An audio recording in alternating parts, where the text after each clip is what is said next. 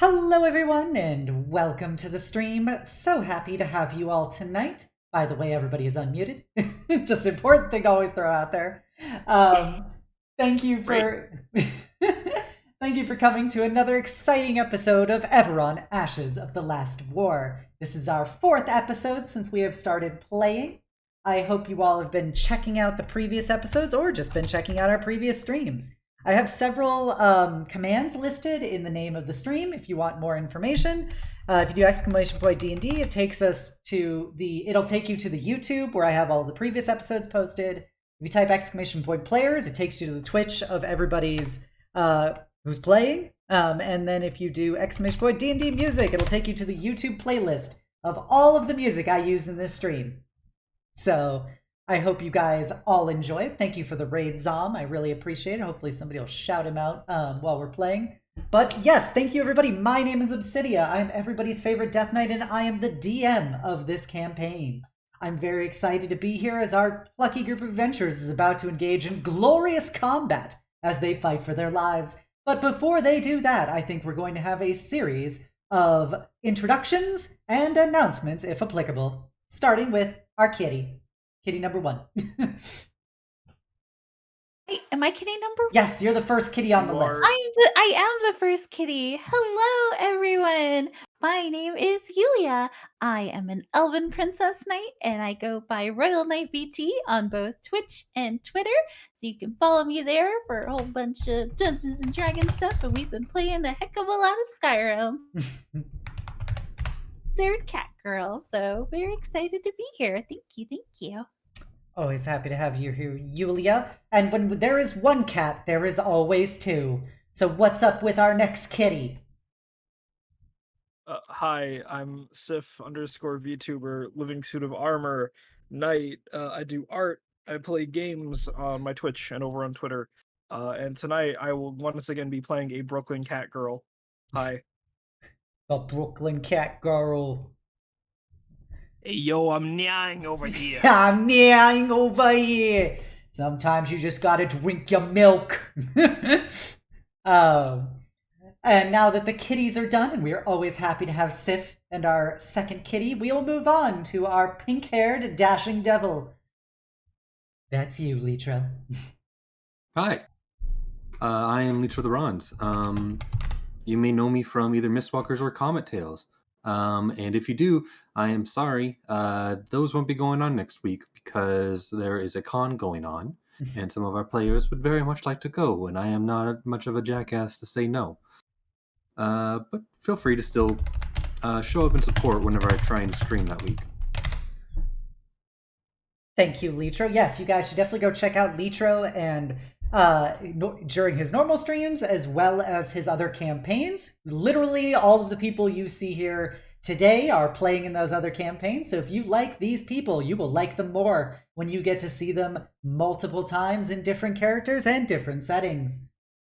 And speaking of different characters, different settings, and lovable people, let us of course go to Mari. Hello, I'm Maribelle. I'm a Hobbit VTuber. And ordinarily, I do comfy cozy streams. We like to read books, we write, we craft, we cook. Grandma vibes, big grandma core vibes. And yeah, I also play a lot of D&D, so you can find me several times a week on Litro's channel for Mistwalkers and Comet Tales. And it's just a great time. Yeah. Thank you, Mari. Always happy to have you all here today. So for those of you who don't know, this is Eberron. Campaign setting is a homebrew campaign that I have written. Some announcements for the coming days. Number 1 announcement, the most important to me, is this Friday I am having my 3D re-debut. You're gonna see Obsidia going from a double D to some triple Ds. And not only that, I'm gonna get moving hugging utensils. So if you want to see me wave my arms around like a wacky inflatable balloon man, be sure to come on by Friday. It should be a lot of fun and mean a lot to me to have you there, and I can't wait to see you. Second announcement on the same vein as Litro's, we are not going to have an Ashes of the Last War campaign session next Wednesday. One of our players will be out of town exploring the world and gaining other adventures. So because of that, we are going to have a brief pause in our escapades to pick up on the following week. So I'll figure out something else to stream during that day next week, but I hope to see you all there, even if it's not this. Now, I think we're pretty much good for a bit of a recap from last session before we hop into the mix. So previously on Ashes of the Last War, our party continued their investigation into the missing monster children of Greywall. Over the course of their investigation, they have been trying to follow numerous leads and interview several people to try and figure out who took these monsters, and secondly, where they have wound up.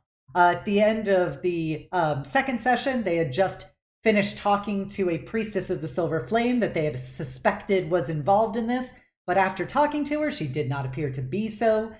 From there, they went back to the site of where the harpy was taken, where they got to talk to a very lovable, if not very observant with his eyes, mole shifter, slash Potter, who explained that on the night of the attack, there was not one, but several assailants that were around the harpy prior to her disappearance. He had informed this information to Captain Venomspite, the captain of the guards of Greywall. However, it had not been relayed back to the party themselves.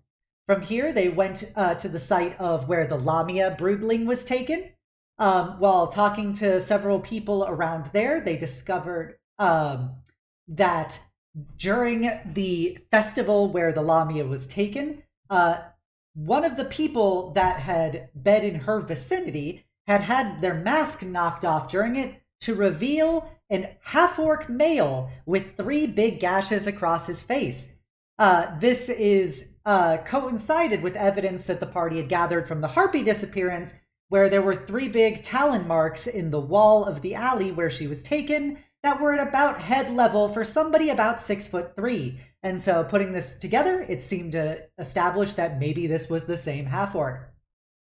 From here, the party began to go through a series of further investigations as their list of potential suspects began spiraling wildly out of control as they tried to figure out how high up this their suspicions would truly go and who could potentially be involved, casting the finger at people such as the governor of Greywall, the captain of the guards, as well as other factions that could potentially be involved in this.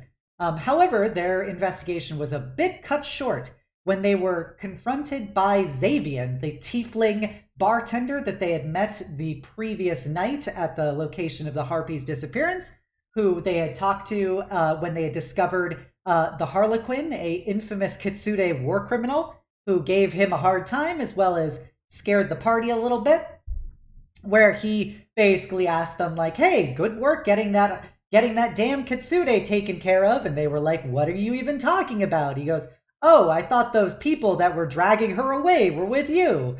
And so the party was like, Nani? And they proceeded to pursue after this, which is when Jubilee brought up the fact that she had noticed the same arcane signature of the Harlequin, a little pink heart with a little chibi kitsune inside of it, along a building, and this began to form a trail leading back to the inner wall of Greywall that leads between the international settlement, where people from the other kingdoms live, and the city itself.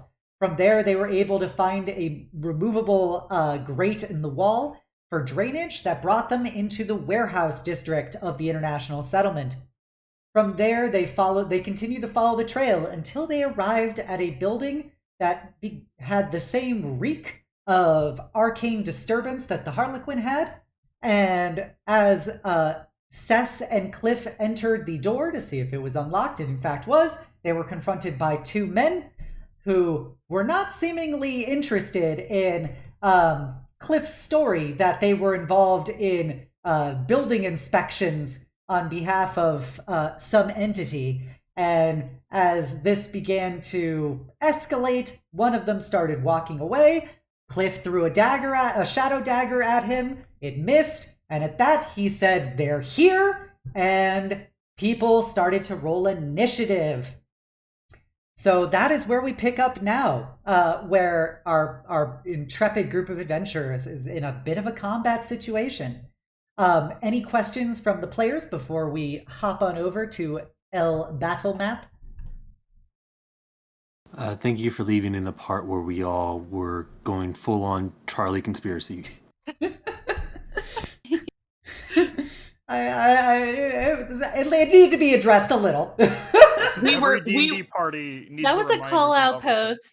We were so smart that we were dumb. We were just trying to skip to the final level. We It were was trying to wheels- speedrun the game. Wheels within wheels. That was what was going on.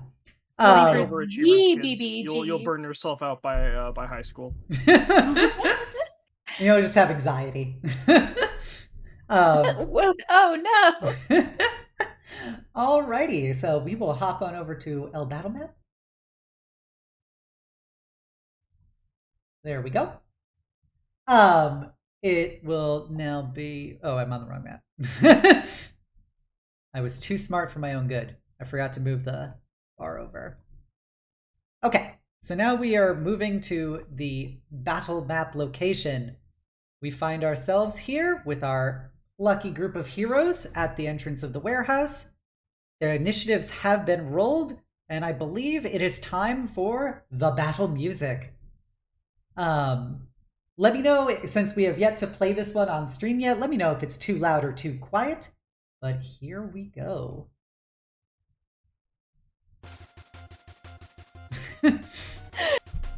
You're welcome. You're welcome.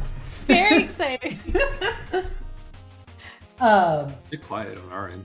Yeah, it is. Just yeah, it's just the volume's different for you guys than it is for Twitch, apparently. So there's always master music volume under Roll20, and you guys Yeah. can also change your browser volume as well. yeah, I just wanted to make sure it's because last time things that were okay for you for background music were like incredibly loud apparently for Twitch. Sorry, Twitch needs to hear more. You'll love to see it. We love to see it. All right, so we begin with Cess. There are two guys there. They are reaching for what appears to be clubs with big metal heads on them, as one of them is standing at the door where he banged on it and said they're here. And then the other one is just like standing up from a chair, getting ready to roll. So, all right, I will turn it up slightly. Alright, I want to say what I'm going to do before I do it. Before I act it out. I want to, like, hit the guy by the door through the door. You know, whoever's on the other side, I want to get their attention. Could I do that with an attack, or does it have to be a shove? So you're trying to like smash him through the door? Yeah, that would be like a shove, right? Yeah, that would be a shove. Can't you like swap one attack for a shove or something? I mean, we don't have extra attacks, so that's not like that would matter. Well, I meant for like, I don't know, your bonus, like your fucking head or shoulder check you do with your spikes. I can only do that while raging. Okay, never mind. It's alright. It's Battle Rager. We will see what's up with this class. I'm going to. I should be good at athletics, right? Yeah. I got That's a plus it. You 5. should be. I should be. Strong fear. word. Says is going to walk up and shove him through the door, and I will RP what the dialogue depending on how bad or how good this goes. Okay. It's your athletics versus his athletics. Yes. Yep. I will roll. That is a 13. That's a 9. That's alright. You'll love to see it. So, yeah, with that, you come barreling across the room as this guy is banging on the door and just slam him right through. And how far is it? It is just a 5 feet shot. Okay, I just wanted to make sure because now I'm gonna open this up. Says as she like walks up to the man, and then like as he's like bending over to each of the club, she just kicks him full force from like the bottom of his back through the door. The kind man said to wait. Oh, Brooklyn accent's not kicking in all of a sudden. It'll come. So yeah, this guy tumbles back as you just slam him through the door. Otter even says, You forgot to put the song on repeat. darn it. I thought I was so 13, smart. So odd. Sorry, 1 second. I have to turn it on. Repeat. The kind pink man. I clicked the said wrong to one wait. previously. I'm getting it back. It's coming. all I gotta do is remind myself of my hatred for deep dish pizzas. Which isn't true. I fucking love deep dish pizzas. I do not like It's a deep dish real pizza. Oh, so cringe. It's not a pizza, but it's still tasty. Yeah, it's just like a It is soup. cheese soup. It is cheese soup. Yes. Casserole. So with that, you slam him through. He tumbles through the door. The door actually like breaks as he's pushed through it, through the force of it. And yeah, he is kind of unsteady. And as you look in, there is another flunky. There is another man standing over here with a club in hand. And there are lots of boxes with markings on them in Celestial. So just a heads up on that. All right, with that, as you shoved his friend, this guy is gonna come. I Sorry. still have some movement. I'm Okay. just gonna double check. I moved the 15 here. Yeah, no, it says does not care. Are these boxes? Yeah, or... if they're boxes on the map, yeah, that's like a pallet. But Okay, we'll so say I can, like, we'll say it's pick it up. boxes. Okay, so I won't be able to walk on it. You can still like diagonal. Yeah, I'm gonna diagonally move like this to Yep. get more vision of the room. Gotcha. So with that, since I'm not using dynamic lighting because it's complicated and I am not smart, you get. I'll show you how. It's not that hard. I have a not right now. So you gained about that much more vision from where you're standing. This thing is not like super well lit, but it's decently with like some lanterns around, but they are specifically mage light. I have to make that very clear that they are mage light lanterns. So Flunky over here sees Cess barrel in. He's gonna turn and look at Kliff and jump over his desk. Come in here and he's gonna try and bonk ya, Kliff. Okay. Right now it should be on infinite. Yeah. It should trail back in. There we go. And he as he comes striding towards you with his mace in hand, he is very clearly moving with very practiced movements. This guy appears to, he is very familiar to combat and seems to have absolute faith in his friend as... Does anybody speak Celestial in the party? Okay. So nobody speaks... I do not. Okay, nobody speaks Celestial. Jubilee, as somebody who speaks Infernal, which is like the twin coin side of Celestial, you can very clearly understand the fact that he is speaking like a vulgar form of Celestial as he says something to the guy who just got slammed through the door. As he kind of shouts it.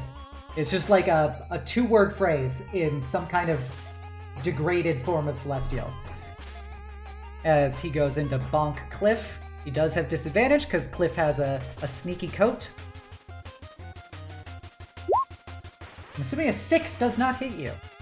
As he swings down, it just passes through what he thought was Kliff. And then Kliff is just 5 feet to the other side and be like, was there a bug or something you were trying to hit? Savage. Take a level bard. Vicious mockery time. Alright, with this I also have to add...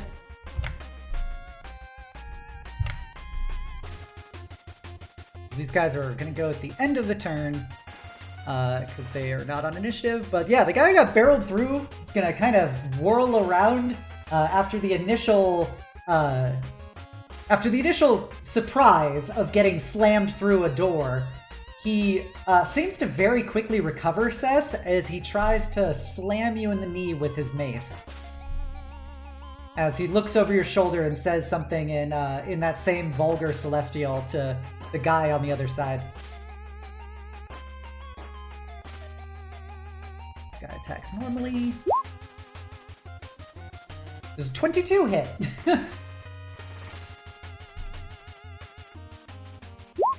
I'm going to assume that. Yes, I'm gonna assume yes. Yeah. Yes. All right, you take 8 damage, Cess, as he just slams you in the leg with it. Mm-hmm. 8 damage. Kliff.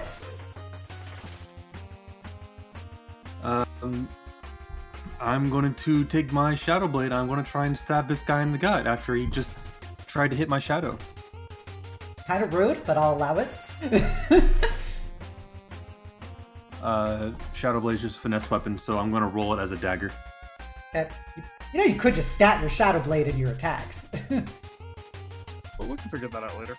I'll figure it out. Okay. I should have done it over the break, but I didn't. I'll do it when it's not my turn. Okay.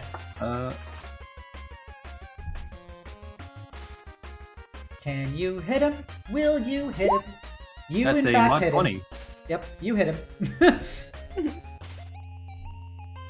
So from the actual just pure shadows of the place, the very darkness of the room, all the darkness seems to just come and coalesce in my hand and solidify just enough for me to stab up underneath the armor. He's only wearing leather, so it was not hard. Nice. Sadly, I only do 2 damage. Does it not add your spellcasting stat to it, or? Do I add my... I'm pretty sure it does. If I add my modifier, then it's +3 on top of that. Do you actually know what Shadow Blade does? I'm reading it right now. That would be a helpful thing to do. I accidentally cast it. I meant to Wow. post it. I meant to post it, not cast it. Yep. There you go. Oh, Display. jeez, there was a lot of things just popped up. You weave together threads of shadow, create a Yep. sword of solidified gloom in your hand. The magic sword lasts until the spell ends. It counts as a simple melee weapon, which you are proficient in. It deals 2d8 psychic damage on a hit, and it has the finesse, light, and thrown properties, range 20-60. In addition, when you use this sword to attack a target, it is in dim light or darkness, the attack rolls with advantage. Okay. If you drop the weapon or throw it, it dissipates at the end of the turn. Therefore, whether the spell resists, you can use a bonus action to cause the sword to reappear in your hand. Okay, since it is a melee weapon that has like finesse and everything, I would presume you would get your dex bonus to damage on it. That's me, unless I do Seth wanna- knows otherwise. I do want to ask. You mentioned the warehouse is under dim mage light. Is the office too? Like, would Litro get the? No, the office itself is brightly lit. Gotcha. It's like the middle of the day too, so like there's a lot of light shining in from the open door there. Fair enough. But yeah, so a total of 5 damage. Okay, Not very much. it's I something. will go ahead and turn to Jubilee and Paige and go, someone needs to block the other door. I'll try my best. I will then use my movement to just spin around this guy. Gonna twirl towards victory. Yes. Okay, so that was Kliff. He gets shanked with some shadowy energy, and he curses in Celestial at you as he's trying to recover, which is not very hard since you only did 2 damage or 5 damage to him. But we now bounce over to another bruiser, the Jubilee. Jubilee is just gonna heave a sigh, roll her neck, crack it, strut right up to this guy, unsheath her flail, and just smack him. The big bonks. The big bonks. 19 to hit. That hits. 6 bludgeoning damage. Nice. Yeah, so you... And- Yep. Oh, no, go ahead. No, you go. No, I was just about to say, I think that's all I can do. Okay. Me and Jubilee patiently waiting for level 5. Almost. One day. So yeah, as he's kind of standing back up, turning to go face the new Kliff, you just slam the flail heads into him, and it definitely dents in the leather, and you see some blood rupture out of it from the spikes on the flails themselves. And he kind of coughs a bit as he holds his side. And we will go to our lovable mage. Hey, when you said door, do you mean the one at the top? Like the top left? Is that the door you're referring to, Kliff? The other door that we noted when we came here. Yeah. Oh, okay, all the way over there. Gotcha. Yeah. Those are the big Trek. double doors on the other side. Oh, gosh. Okay. You could always you commit to the cess strat of if we just run into that door fast enough from the inside, it'll be good, right? Right. We probably can take it from.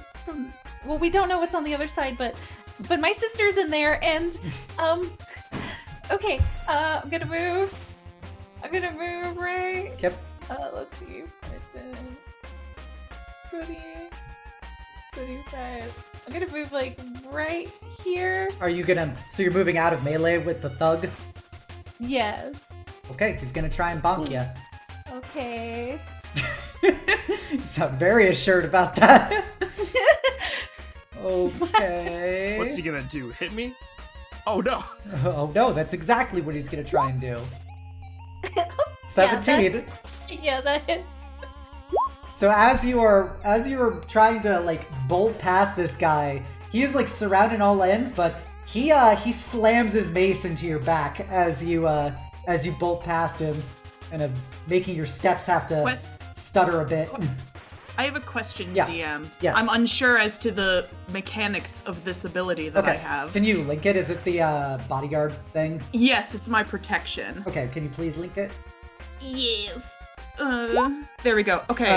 Text So target. she has to be within 5 feet of me, but because Yeah. it's an opportunity attack, at the time of the attack, Yeah. it would be within 5 feet of me.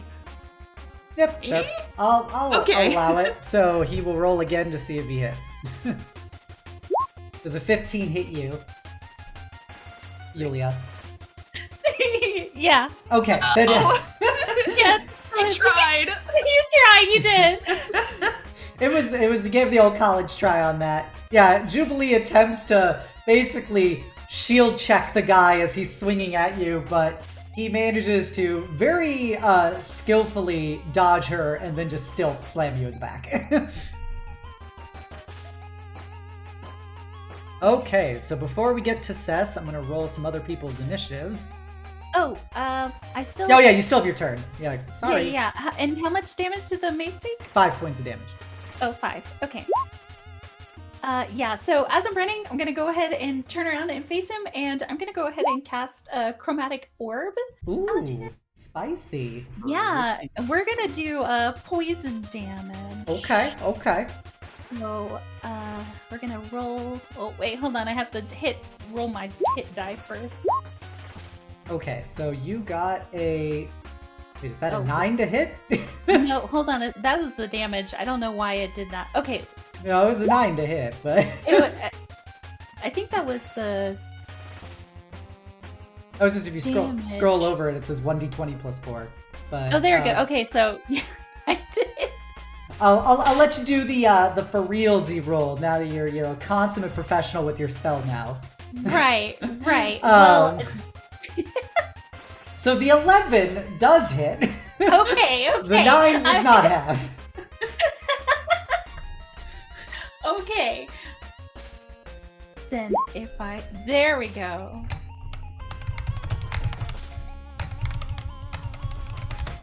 Is that correct?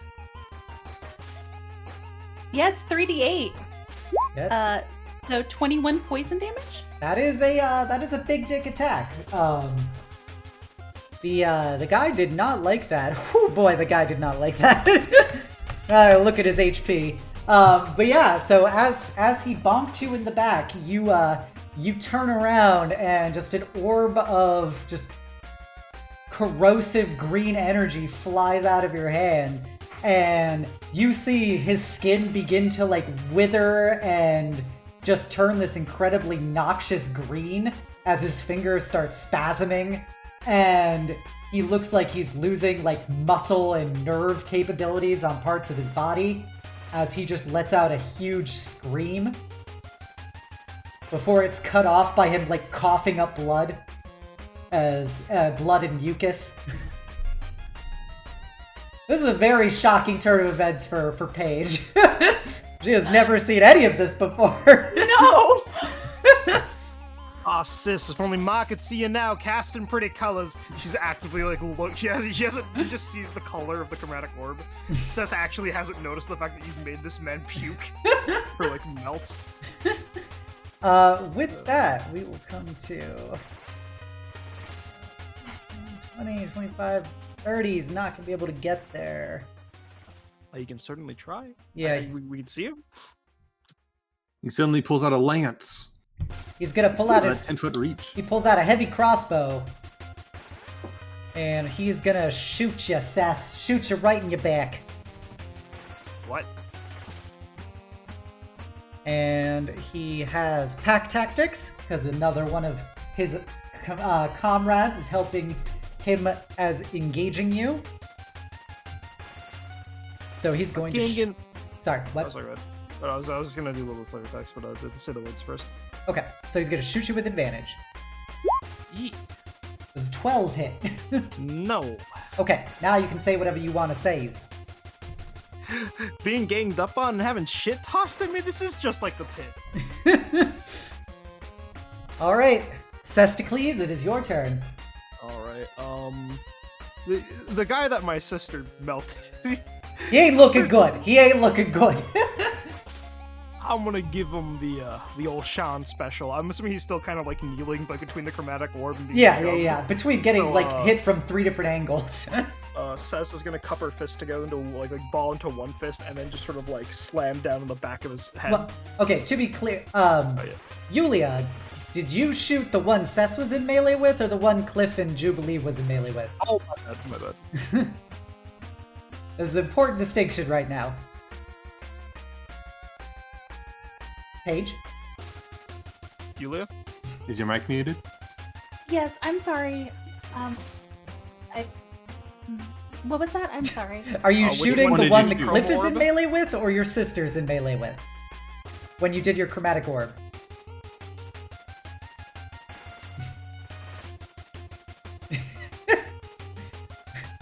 I'm pretty sure she said she muted turned it, she muted around again. and hit the guy, but There's The one that hit me. I'm sorry. Yes, okay. Yes, Then- yes, My the bad. one that hit me. Yes, okay, so Cess, the one in your melee with hasn't taken any damage. I'm glad that was Definitely clarified. didn't see her sister cast a spell. Let's go. Yeah, yep. You just heard a guy I'm just scream from the other room. I'm going to hit him with my brass knuckles. Okay, give him the That's old... a 7. That does not hit. Alright, we're kind of... You know, you're kind of in trouble. I am going to shift. I'm gonna, as Okay. a bonus action, use the shifter racial ability. Okay. As Cess's hair sort of stands on end, and her eyes sort of dilate like the way the predators does when they see prey. Uh-huh. So I'll get temporary HP equal to 6 temp HP. That'll totally help. Hey, that's a hit. That's a bonk's worth. Yeah. And now I have 40 walking speed. But I can go a whole extra few spaces. Which won't matter, because you're about to be surrounded. Alright, well, that's my turn. That's my Okay. turn, boss. So with that, we will now see from around the corner. Doom, doom. You see a big half-orc come around this quarter of boxes with a big battle axe in his hand, 3 scars across his face, and big metal boots as he comes stomping over. And he looks at you and goes, "Another fucking shifter. Well, this one isn't worth anything, at least. Won't matter if we kill her." Boom, boom. And he's gonna bring down his axe on you. Alright. You strongly suspect this is the half-orc that you were pursuing. He's got the same scars they described. Yeah, so yeah, yes. I think so. Mhm. So he's got battle axe. Nice. Battle axe. 19 hits for 5 damage. And then he's got a big punching dagger on his left hand. And he's gonna try and punch you. 5 damage. Woo! No. For 9 more. As he that just... was a crit for people listening at home. Yes, sorry. The half-orc, basically hit once, you were able to block it away with your brass knuckles. He then did that in a very trained pose, like basically reversed his grip and dug it into your side, and used that opportunity to just go in real deep under your ribs with this punching dagger, as he looks you in the face snarling. God bless temp HP. So, all I have to say to that. Okay, now the thug that's on the other side of you has a friend indeed, and he's going to take this opportunity to gang up on you. For 6 more damage. As you are basically being held in place by the dagger for a moment as he just slams into your other leg this time, trying to hamstring you.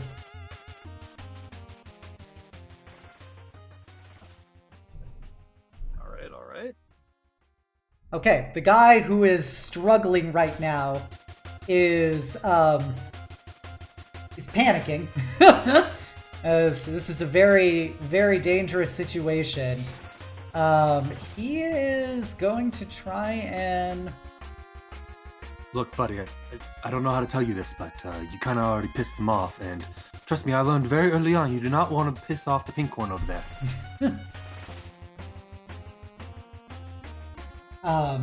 He shouts something in Celestial that isn't... This isn't in the vulgar Celestial, it's in High Celestial, and it sounds like a prayer beseechment, as he then just is going to try and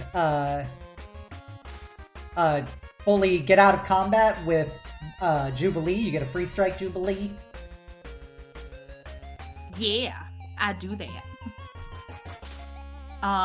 Actually, no, I don't, because I use my reaction to try to help Paige. Oh, and it's not your turn again. Yep. All right, so then he moves away from Jubilee, and he's making just a beeline for the person who basically messed up so much of his body.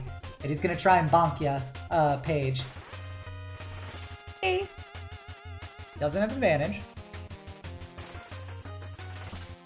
Nope, he missed. So apparently your nerve damage really was messed with him, as he tries to swing at you very, very lazily. You're very easily able to just sidestep away from it or just push it away with your staff or something. No, please don't come closer. No, I'm sorry. Kliff. I'm just going to look at Jubilee and be like, take care of this loser, will you? As I start to run this way. And see if I can't get right here. Okay, so you're gonna get the free strikes? Yes, I'll take 2 attacks of opportunity, I believe, by running through here. Yep. I will risk it. Okay. Biscuit for the biscuit. So he's at disadvantage. The first swing, 6 does not hit you. Second swing, Passes through the illusion. does a 13 hit you? Nope, passes through the same illusion. Okay. For those of you who don't know, Kliff has a cloak of displacement made from authentic Displacer Beast. Many Displacer Beasts were harmed in the making of this cloak. Goddamn rich people. It was hunted down by my father on his most recent hunting trip. But as the multiple Shadow Clone Kliff start to run forward past all these people, seeing and mostly hearing how much trouble Cess is currently in, goes in with his Shadow Dagger, sees the big guy, and tries to take the opportunity now that he's flanking to try and stab this orc. Yep. I actually have it set it out now, so I can just do this. Yep. That's a natural 20. Ooh, boy! Ooh. You love to see it. Give him the shank. For a total of 22 points of damage. Ooh, that's a spicy meatball. Yay. So as Kliff starts running past all these people, he pulls in a lot more shadows in this. Technically, it was at advantage because you said it was dim lighting in here, but natural 20, so who cares? Pulls in all that extra shadow, causing his shadow blade to increase in size. And he almost, I like to flavor it as as he's running past, ducks underneath this orc's legs and just cuts open the side of his calf. Oh, yeah, he shouts as this Shadow Blade materializes amidst his leg as he has been busy stabbing Cess in the stomach. And he roars above everyone else in Celestial, in Vulgar Celestial. What's wrong? Having a little trouble when you're not fighting a defenseless blood? Oof. Savage. Jubilee. Jubilee, before she moves, is gonna shout out to Cess, because Cess is in relatively close proximity. Cess, honey, what's the situation in there? There is no response after you hear her last grunt from being stabbed. All right. Oh, Jesus. All right. Paige, darling, hang in there. Is this technically within 5 feet of Paige being right here? Yeah, you're within 5 feet of Paige for this guy's purposes. Yeah, cool. And just see the boatload of people, and I'm going to... Oh, I hope this doesn't hit Cess or Kliff. But I gotta try. Okay. On the controversial topic of fireball, if I'm in the AoE, fucking fire that shit, homie. It's not fire. It's not fireball. However, she's gonna just real quick sheathe her flail and just be like, "All right, here we go," and cast Burning Hands. Ooh, boy. 15-foot cone. Oh, that is... Oh, boy, that's gonna be real interesting. All right. Those fire effects. Yeah, so...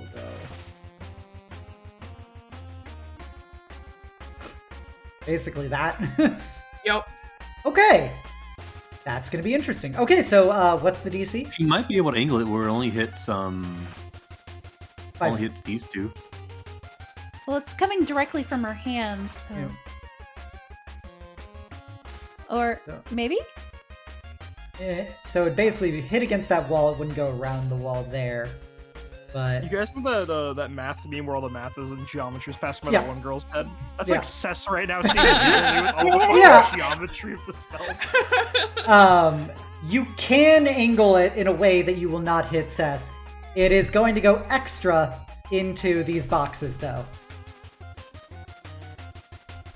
Fine. What's a little arson? Okay? I love the way you think. I love the way you think. Very So that's good. good. So the two of them have to make a dex save. Okay, what's the DC? DC 13. Okay. First one passes, so that's the thug. And then the orc gets... he also passed, so half damage. Okay.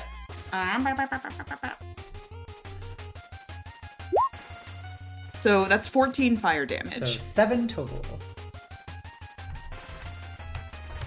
Okay, well now things get real interesting. As I calculate that. Okay, so we are now going into freehand drawing mode. So I have to indicate something.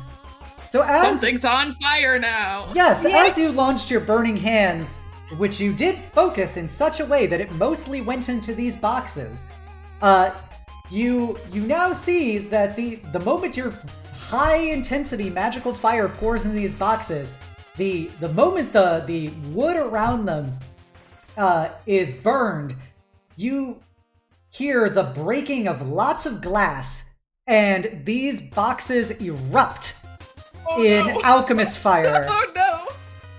That then begins pouring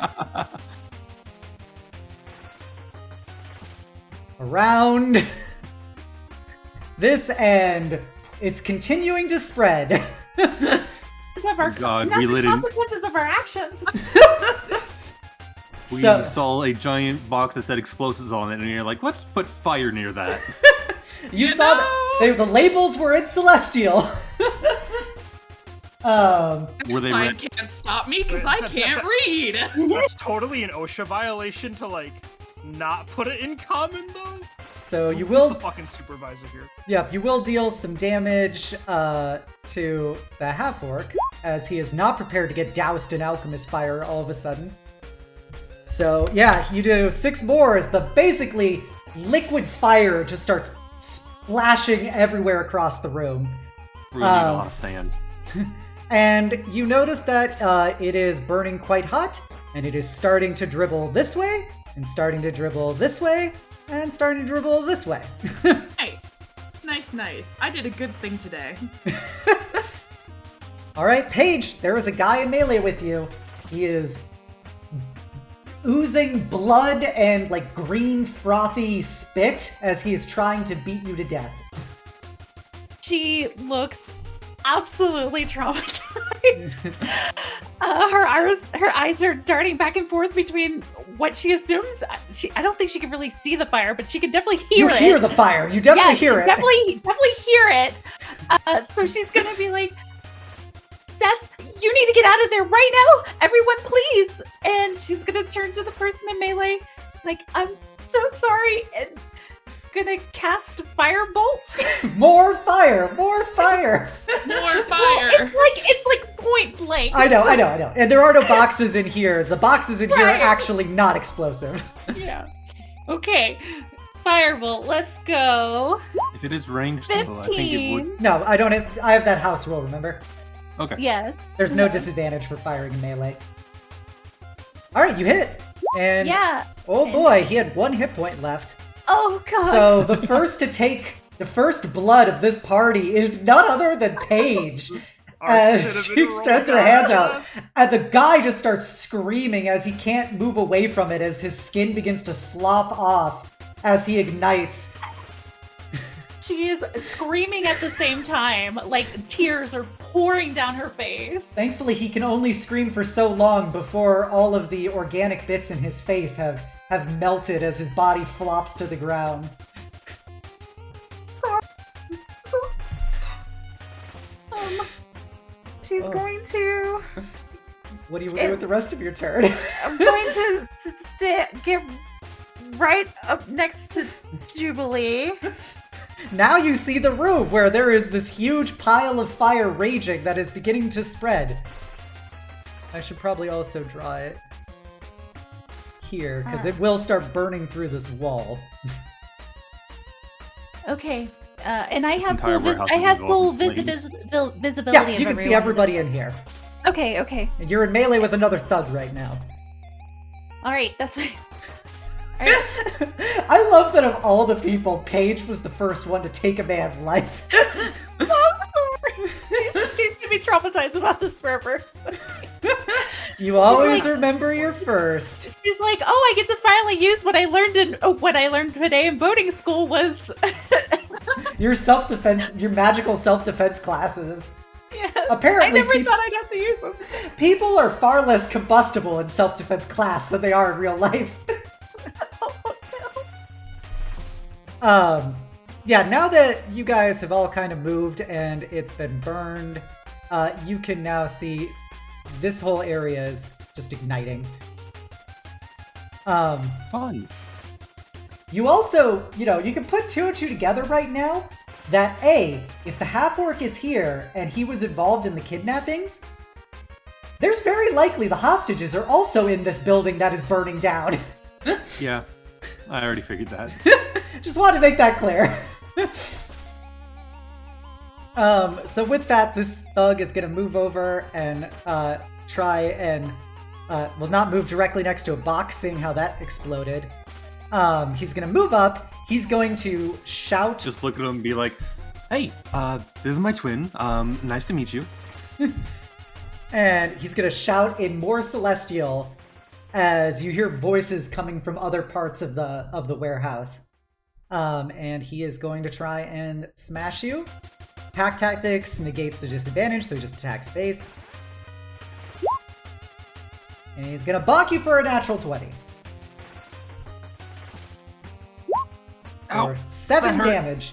As your shadow clones try to bounce between your shadow clones, but he seems to be very experienced at working with the other men here, and he just basically uses one guy to feint your first clone as he goes in and just slams you in the side with his mace. Hurt. Ow. Did you have to hit so hard? And at the end of the turn, or at the end of the initiative, we will add in more people. There's more? Oh, you bet there's more. Wait, there's more. as another figure comes out of the shadows. This time it's a woman. It's an elven woman. As she sees all of this going on, and she just shouts in high celestial, as you see her start glowing with silver fire, as a bolt of radiant fire just comes from basically the ceiling of this warehouse and will slam down directly on Kliff if he doesn't succeed on a dex save. Okay. See if I can do this. 21. Yes, you succeed. You dodge the sacred flame. And they look to have a crazy look in their eyes as they're doing this. I just look down at the holy fire, and I look at the giant fire, and I'm like, don't you think there's enough already? All right, top of the initiative. We got your thug here next to Kliff. Kliff, isn't there a thing about how if your Cloak of Displacement, if you get hit once, it's down until your next turn? I believe so. Let me reread it real quick, just to refresh. While you wear this cloak, it projects an illusion that makes you appear to be standing in a place near your actual location, causing any creature to have disadvantage on the attack roll. If you take damage, the property ceases to function until the start of your next turn. The property is suppressed while you are incapacitated, restrained, or otherwise unable to move. All right, it's beatdown time then. So your clones disappear, and now you realize that you are all alone, surrounded by bad guys. As he's gonna try and pincer maneuver with his buddy, and slam you with his mace for 23. Yep, that hits. Dealing 3 damage. All right. 1,000 cuts, baby, 1,000 cuts. I have to roll. Doesn't have to get that many. I have to roll initiative for the new appearing person. I forgot about that. Yeah. Oh, Jesus. Oh no. So they're gonna go. The DM. Yeah, they're gonna go, and then Sess is gonna go. So he sees the fire, and he's not quite that crazy, or she's not that crazy yet. So she is gonna look at Sess. Sess, make a dexterity save. Danger sense, baby. Let's go. Wait.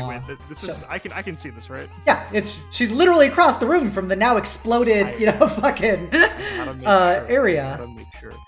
This is with advantage. It's a 16. You succeed, so you're able to dodge to the side as this bolt of just radiant fire comes from the sky at you.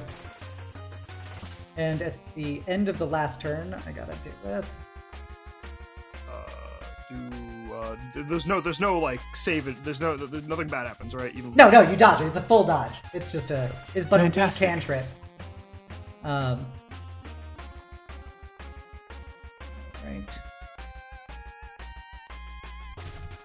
Wonderful. Oh no! Oh come on! All right, I gotta. So also, I'll do the chance for you to get damaged at the start of your turn.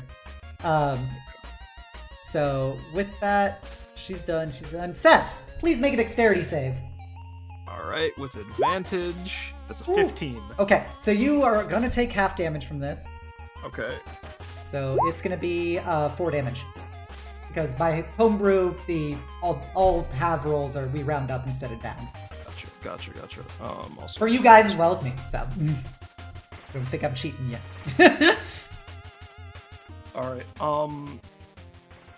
Earlier I mentioned that Sez barely got a word out. So as she, like, the last words you guys hear from Sez are simply the kids, and then she sort of like her neck sort of falls, like her head falls facing downward, quickly snaps up, and she quickly turns around to the guy behind her. You guys can see that her pupils have completely gone white. DM, I would like to rage. Okay, you're a raging Cajun. I'm angry. She is going to swing a brass knuckle, aiming for the throat of the guy in front of them. Okay. This is she is going to be. I know I have advantage, but I'm going to say. Why do you have Actually, advantage? yeah, I'm not gonna reckless. Okay. I already have advantage to flanking. Wait, I don't have flanking as a Oh, rule. then I'm gonna reckless. I am going to Okay. reckless. Every attack I will make with advantage. Okay. That's a 16 to hit the guy between me and Hits. Jubilee. Hits. You want to Alright. roll again to see if you crit? Because you have advantage. Yep. Still 23. Okay, So so 11 points of. Oh wait, I forgot to turn on rage as well. Sorry. So it's Added 2 to 13. that. Yep. Yeah, 13 damage. Okay, he did not like that. Is he still standing? Yes. I'm going to bonus action and finally use the Battle Ranger. As I punch him in the throat, and as he's like wheeling back, Sez no longer like in that cocky stride stance. She's like full on like a boxer. Quickly grabs both her hands and tries to grab for his head. Okay. So I'm gonna roll for the spike damage. Okay. It's a 22 to hit. That hits. It's a total of 6 piercing damage as she quickly grabs both of his ears and brings his head down for a knee. To hit him in Okay. the face. With that, yeah, your first thing, you basically punched him so hard you heard his ribs crack underneath your brass knuckles, and then as you pull his head in, you straight up impale his head on your knee spike. As his body flops lifelessly on your leg. Yep. Everything here is going to be lethal now. Okay. And yeah, you guys all see that the fire has now burned through, because this actually happened at the start of the turn, so the fire burns through this wall here, so this wall is now gone. And so now you guys have just open visibility for how this fire is raging and all the people here. I'm gonna move here and provoke an attack of opportunity from the guy in... From the Actually, orc? you know what? I have a dumb idea. I'm going to provoke an attack of opportunity from all 3 of these guys. Okay. It's so that if Kliff is that way, then we'll have it for Kliff. Gotcha. Actually, wait, no, it's their turns next. Gotcha. I was about to say, yeah, please don't be dumb. It's not dumb. It's tank strat. Plus, I'm raging. I will move here into my turn and provoke Okay. an attack of opportunity from the one on the right. Okay, so the orc will bring down his battle axe on you with advantage. 21 hits. Yep. 7 slashing, so 4 slashing. 4. Mm-hmm. Yep. So he gets one swing on you as you see part of him is burning to go. Now he's going to have some nice burn marks to go with the talon marks across his face. As he still manages to get a swing in at you before you leave. And it's his turn. He is going to make his dex save.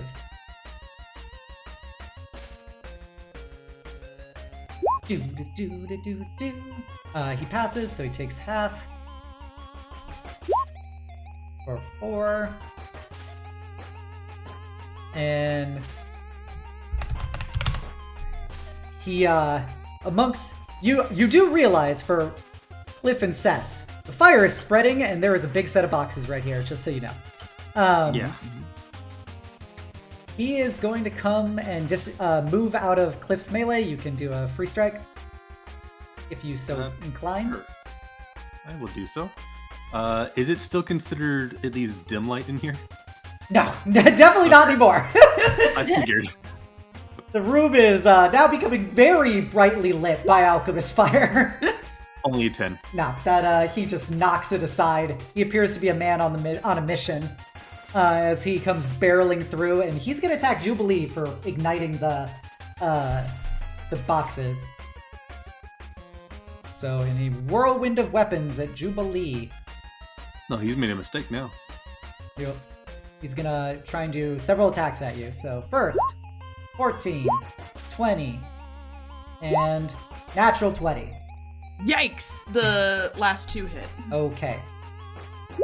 The battle axe does 8 damage on its hit as it digs into you, and then he basically uses the axe to hook down your shield as he slashes into your arm, and then he uses that fact that your shield is down now to just do that whole punching dagger in one of the openings under your breastplate or whatever armor you're wearing for another 8 damage. Oh. As you see a scarred and burning face just like glaring at you. He goes, "I'll take you to the Hell's Hellspawn!" And that guy is dead. And that guy's dead. Kliff, it's your turn. You're in fire. Make a dexterity save. Yes. Hopefully this doesn't kill me. You're good. You're good. 18. So you take half damage. Or 2. What do you wish to do with your life? What little I have left of it? Yes, actually. I look over and I can see the utter chaos that's going on. I can see that myself is highly damaged. I can see that orc being an asshole.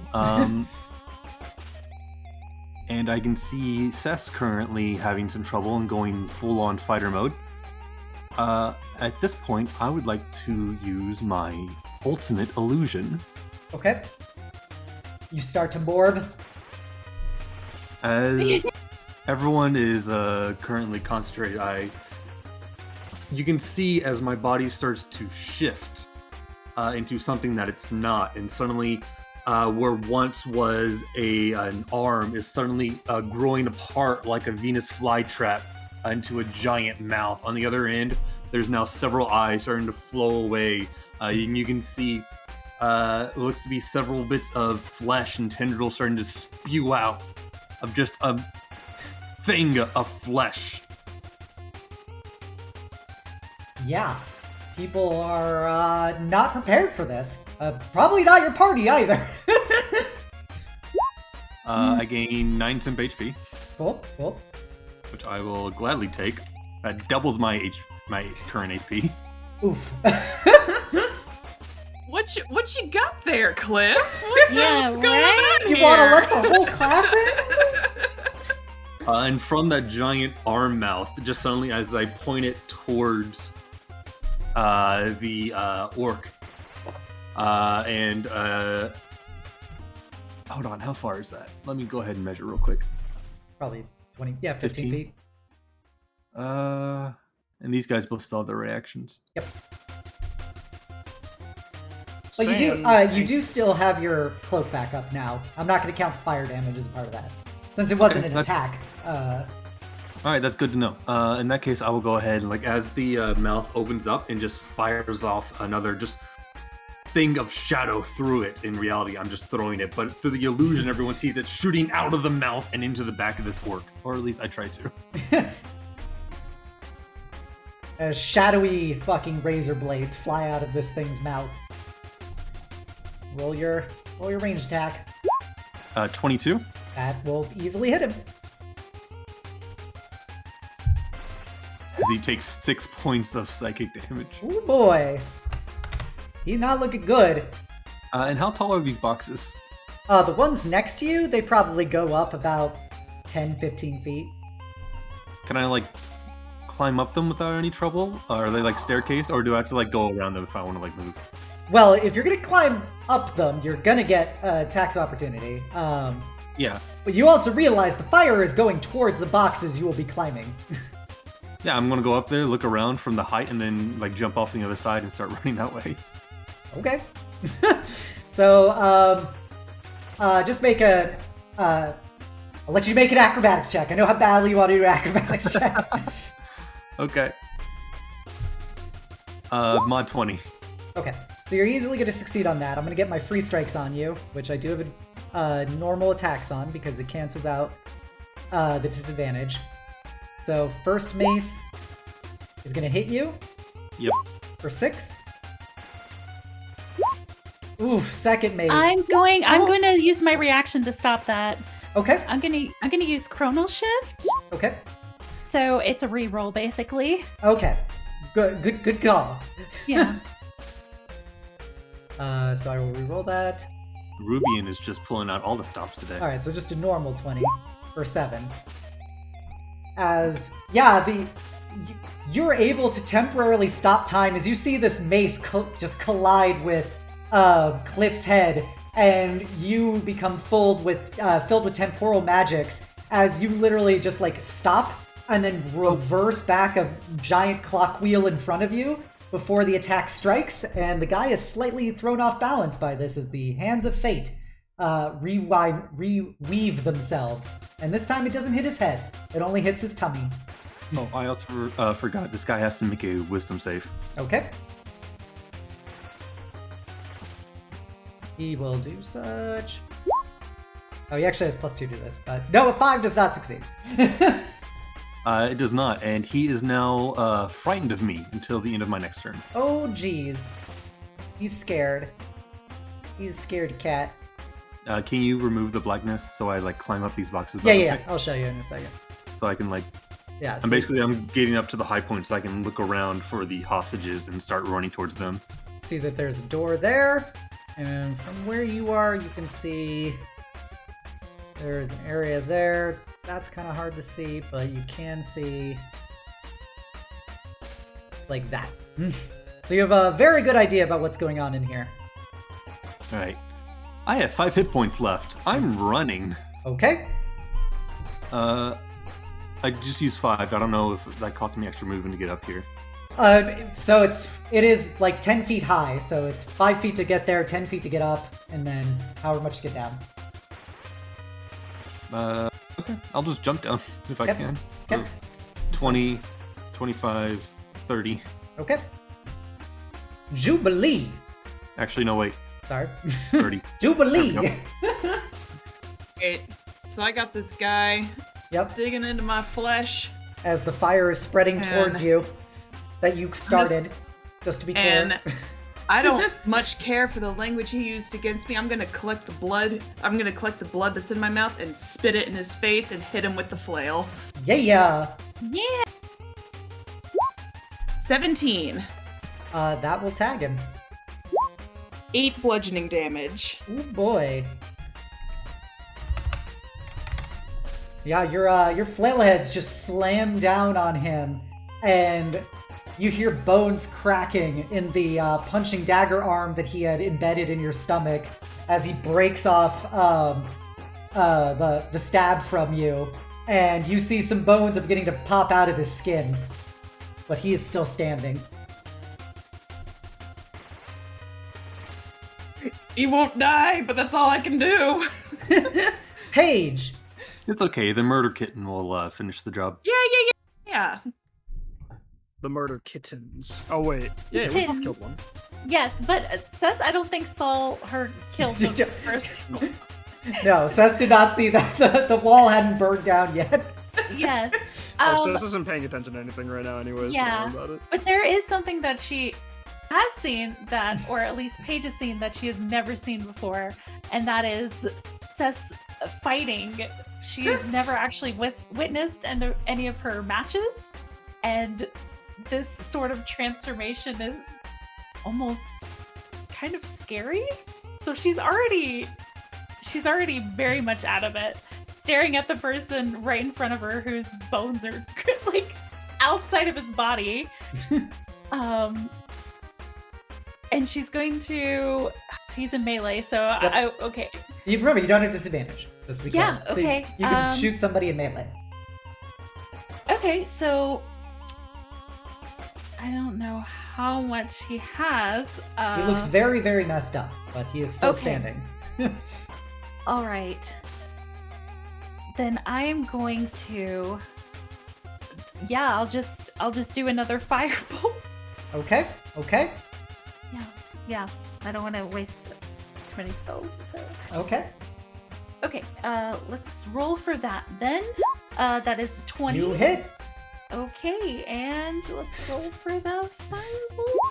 That's a 5. Oh, sweet child. You have tasted blood, and you crave more. This guy is, for this encounter, is tough enough that you can limit break if you would like. Ooh. So much for bringing them in. What does limit break imply? You have full we get narrative favorite powers text of for how that. you want to kill this guy. Oh gosh. You can cheat with spell use, whatever you want. Yes, so it's more so almost like an inflict wounds, where because he's so close, she kind of just sticks her hands out and uses her claws to kind of clench up against his chest and just kind of ignites him in flames.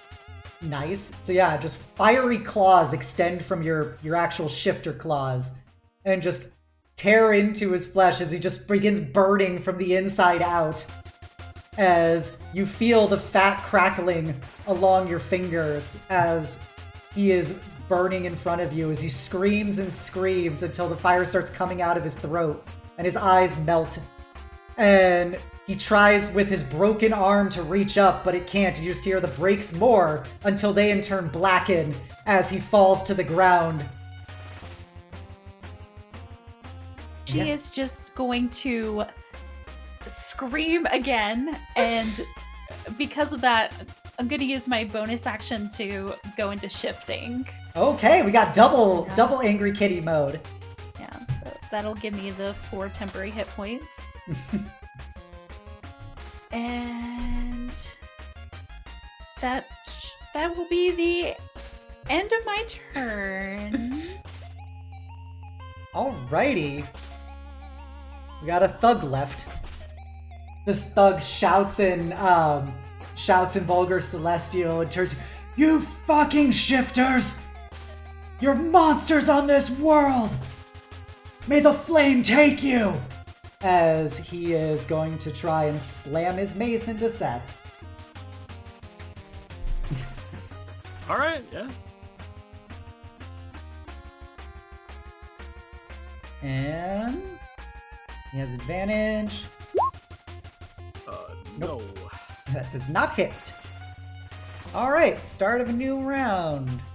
You know what that means, ladies, gentlemen, and them bees? And what we like to say in the business, boom goes the dynamite. Gosh. As now, there is more fire. Oh, wrong color. As now the other boxes that are behind Kliff and in front of Kliff ignite. And so they spread out. Son of a bitch. Immediately around it. I'm glad I moved up 5 feet. Yep. And then immediately in front of Kliff.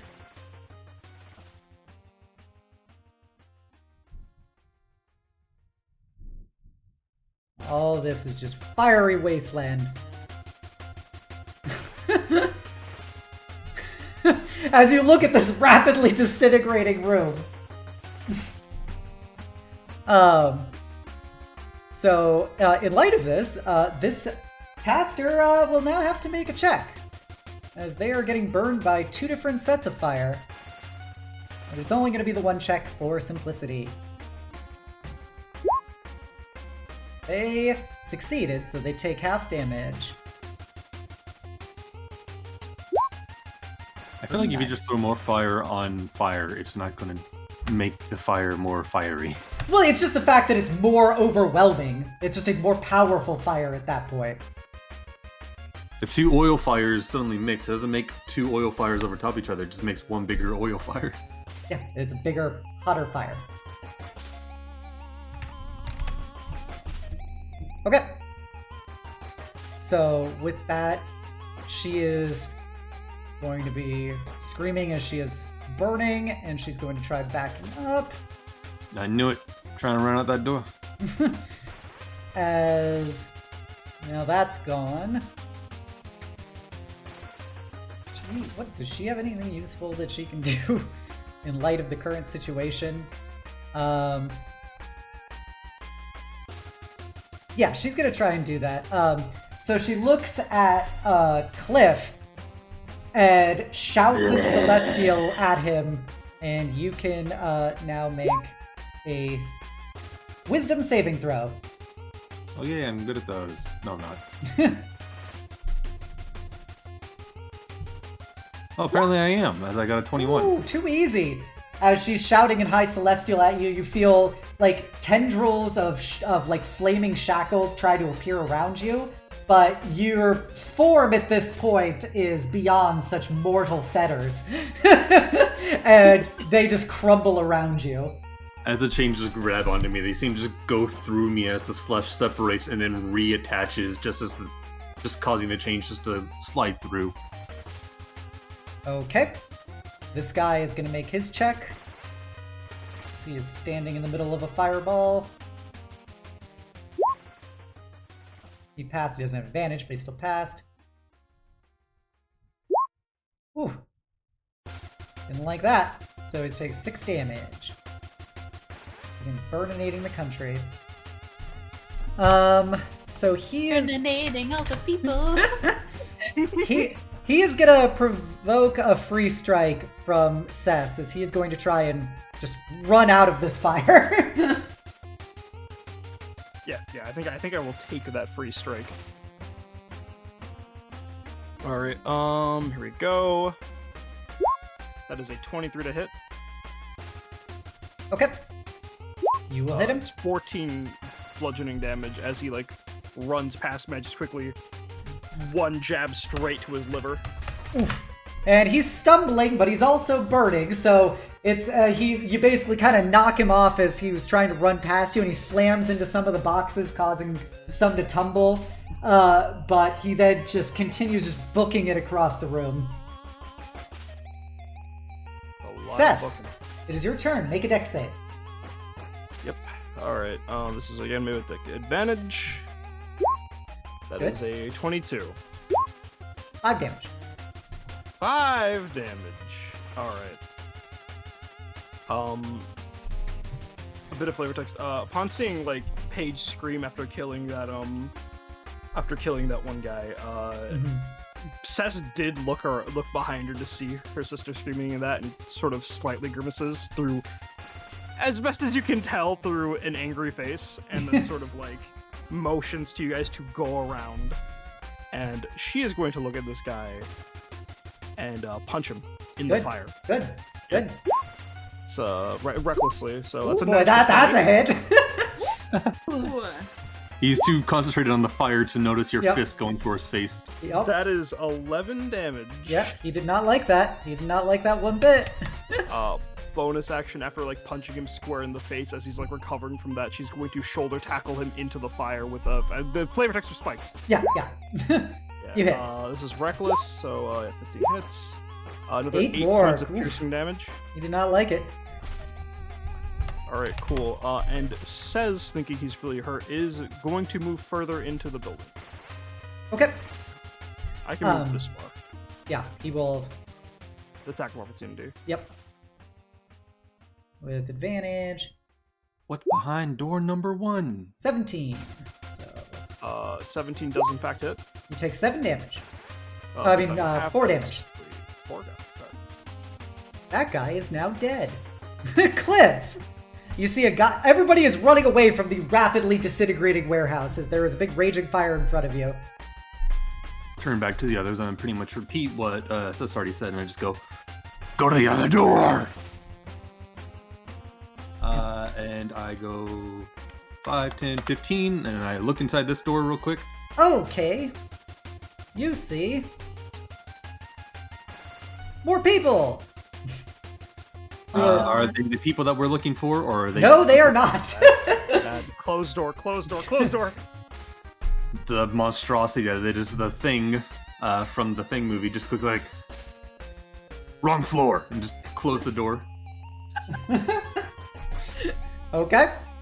That was 15, 20, 25, and I quickly, another Shadow Blade emerges from a spike and just goes to stab this guy in the back of the shin. Alright. Stab him. Going for non-lethal, like always. You always go for non-lethal? Yes. Okay, for future reference, tell me if you're always going to go for non-lethal. It is important for me to know. Every attack I've done so far, I've always aimed it at the legs. I thought it was... Yep, that's not saying I'm doing non-lethal damage. That's just attacking somebody in the You can legs. chop their foot off. Yeah, you have lots of veins and stuff in your legs. You can sever them. You will die. Well, That's you another nat natural 20. Okay, you hit. For 22 He is points very, of very non-lethal psychic damage. unconscious as you stab into him. The psychic overwhelming might of the attack just causes him to scream and just go catatonic, flopped on the ground. That, or he probably just had a heart attack when he saw me running at him. I'm gonna do that thing to show that he's not actually dead. Jubilee, there is Inferno in front of you. 5 more feet that way. Yeah, there is just Inferno in front of you everywhere.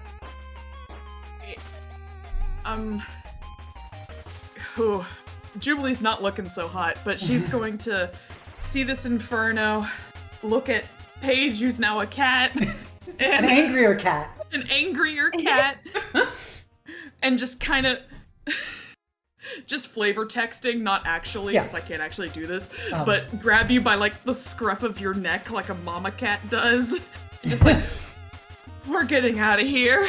And, I'm going to, dash action. Okay, Paige, do you want to resist being pulled along? Oh, man! That is, if you're willing, there's no problem. If you want to resist, you will have to, she will have to make a check to try and force you along. Oh my gosh. Oh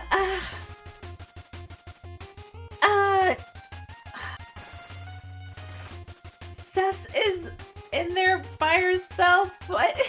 Well, there's Kliff there. Don't worry. You see Monster Kliff is on the other side. Okay. Looking more viable too. We'll be fine. That's okay. Yeah, then she'll go along. Okay, so you can take basically Paige behind you wherever you wind up. Oh, okay.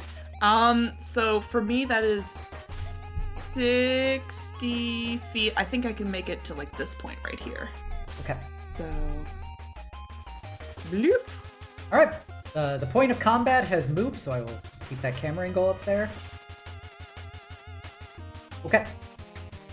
Paige, you were dragged along. What do you do? Okay, and we can no longer see the elven lady now. No. There are still walls here for now. Okay. Then I will... I can't really do too much other than probably a dash action as well. Drag on Jubilee now. Chain it. She's not really strong enough to probably pull along Jubilee very far. Yeah. She would be moving basically at half speed if she tries to drag along Jubilee. Yeah, which would... I'll look at Paige and let her go. And, just blood pouring out of my rib cage. Just you go ahead. Okay. I'm sorry. Please be okay. Those doors are right. closed. Remember that. Okay, so... And Kliff can see that the doors, in fact, are they're padlocked closed with a chain. Ooh, okay.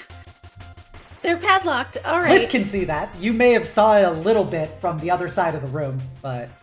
Okay, so... What material are the doors made out They're of? wood. There's wood. The building was made of wood. I mean, my sister melted a man. She can melt a door. Yeah. I mean, yeah, technically. All right, so, but if I tried to push open the door, that is an action? Yeah, it would be an action. It would be an athletics check to try and... It would be a very tough athletics check to basically try and smash through a chain padlock on the other side. Gotcha. Okay. But I have magic. You do have magic. She's magic. You know. I have magic. Could I try Can I try a magic missile at it? You can't see it to do the magic missile. Okay. Then I think I would... I only could really do athletics, right? I don't know. You have firebolt. You can try and do a lot of things. Yeah. All right. Well, everything else is burning down. Might as well try another dang firebolt. Yarny would be so proud that our cats are immediately resorting to arson. I'm so sorry.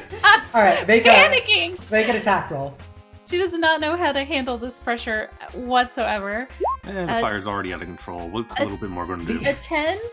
You throw your firebolt at it, but the door is sturdily enough made that it just doesn't seem to be doing anything. Like you're burning the wood, but it's just not burning it enough to count as damage. Okay. You'd have to roll higher to hit. That's absolutely fair. All right. I think Yep. that is all I can do. Okay. This guy is in fire. He is gonna make a save. Oh, he rolled a nat 1. How damaged is he? Oh, yeah. Oh, gosh, he did not like that. Yeah. So you see this guy over here is, like, trying to get out of the fire, but he is full-on caught on fire. And he just falls back into the flames screaming as he tried to stop, drop, and roll, but the alchemist fire doesn't come off of him. And you just see him start to boil and pop in there. That's the worst thing about oil fires, is that oil as a liquid can literally like seep into your clothes and you just stay on fire. Yep. And at this point, at the end of the turn, more people are going to be doing things. So first Did off, open a door. yep. First and off, then immediately closed it. yep.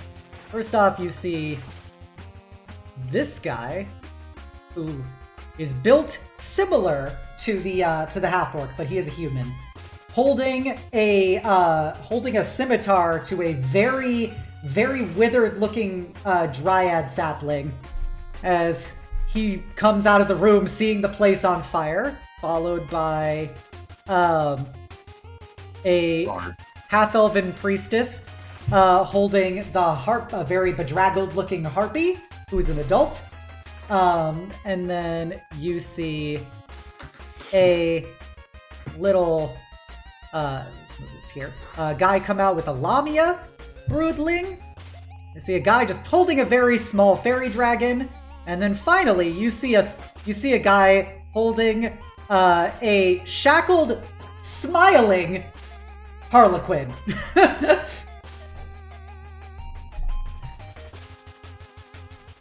And as the place is on fire, they're gonna say something after these guys try and get through the door. Do you want to try and prevent them from opening the door, Cess? Yeah, I have a body. Okay, make it an athletics check. Oh god, that would be so evil. You just shove like a chair or something underneath like the door handle.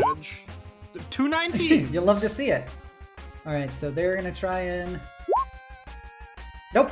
You hear banging on the other side of the door and shouting as two guys are trying to basically move through it, but you're just blocking them in place.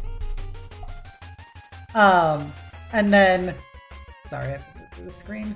Show this. I forget that I have to like bounce between two different screens for this. And so you guys, the priestess with the harpy shouts, "Lay down your arms or they're all gonna die!" And that's the end of action. Priestess, this other person is gonna hold. This guy is unconscious. Cess, what do you do in your rage-like state as people are trying to bash down the door? And you see all these people holding hostages. Are they holding action to like attack if I go up to them? They are holding their action as they move down. That's about it. So if I were to do anything, they would attack the hostages. You don't know, but they did say to throw down your weapons or to kill the hostages. Fuck. You're in your battle state.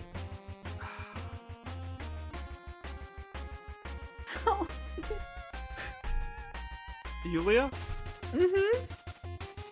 You'd forgive me for anything bad, right? Okay. Oh yeah, I forgot to do something, sorry. I forgot to spread the fire more. Oh! Oh, boy! Oh, darn! Do I have to roll a dex save on this? Yes, you will. Okay, I'm gonna go ahead and do that now. With advantage. 16. Okay, you're good. So you're gonna take half Alright. damage from that. As you are now basically surrounded by fire. Kliff is surrounded by fire behind him.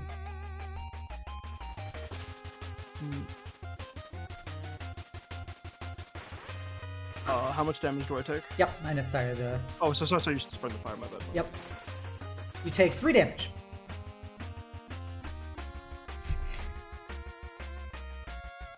Okay. You figure the fact that you're in the midst of a giant fire, you probably have the ability to move out of it and they wouldn't kill somebody. How hurt is Harlequin looking? She doesn't, well, she looks, it's hard to tell with her, because she always looks so dirty and fucked up normally.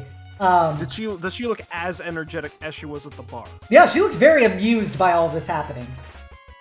Is she chained up? Yeah, she's got little shackles on her hands and everything.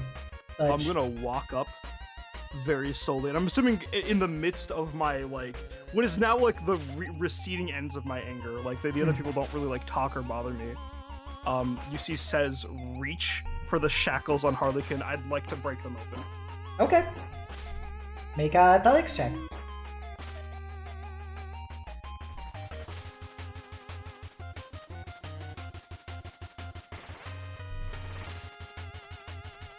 So sorry, someone's at my door. Okay. I will, athletics, right? Yeah, To rip it with open? advantage. Alright. Yes, angry. You are an angry lady. 14. No, that's not enough to break through it. Well, You try, the guards, basically go, "Hey!"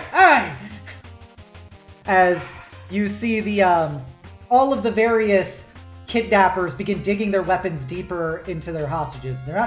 So they're beginning to draw blood, ichor, and sap respectively. And Harlequin seems very amused by this as she begins to ooze this very sticky, like dark red, almost black blood out of the wound. you see says, as she's, like, struggling with the handcuffs as she's being pushed by the guards, she sort of, like, angrily whimpers this one word to Harlequin, help. We talked about charcuterie. She kind of likes me, I hope, maybe.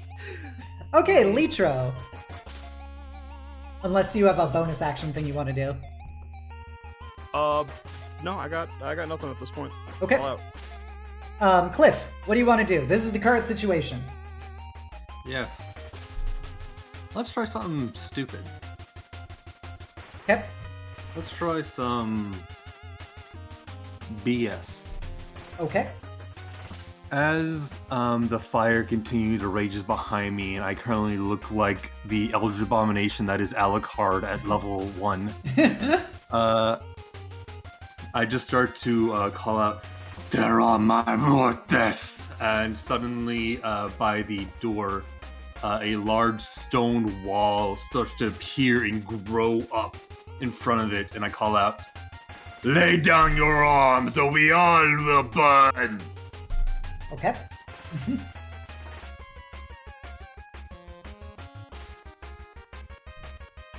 Jubilee, what do you do?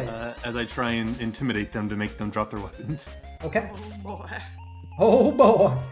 Oh boy. I'm going action dash, Okay. which will get me to bloop right here next to Paige.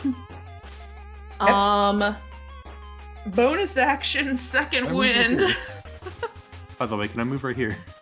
Sorry. So you're gonna move past Cess and next to the guy? I can technically move through allies, right? Yeah. Well, technically Harlequin is not an ally that you are aware of. But you can move through Cess.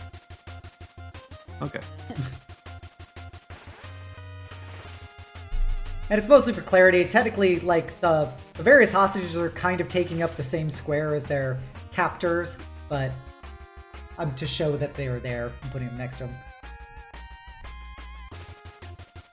Okay. Sorry. So first, you can roll your intimidation. Jubilee, you second winded. That's 4 plus your fighter level. Yes. Okay. And at this point, I'm also going to use my action surge. No. Oh, that one. Oh, Wait, Do I have any kind of like inspiration because of my weird eldritch form or anything and the fire burning behind me?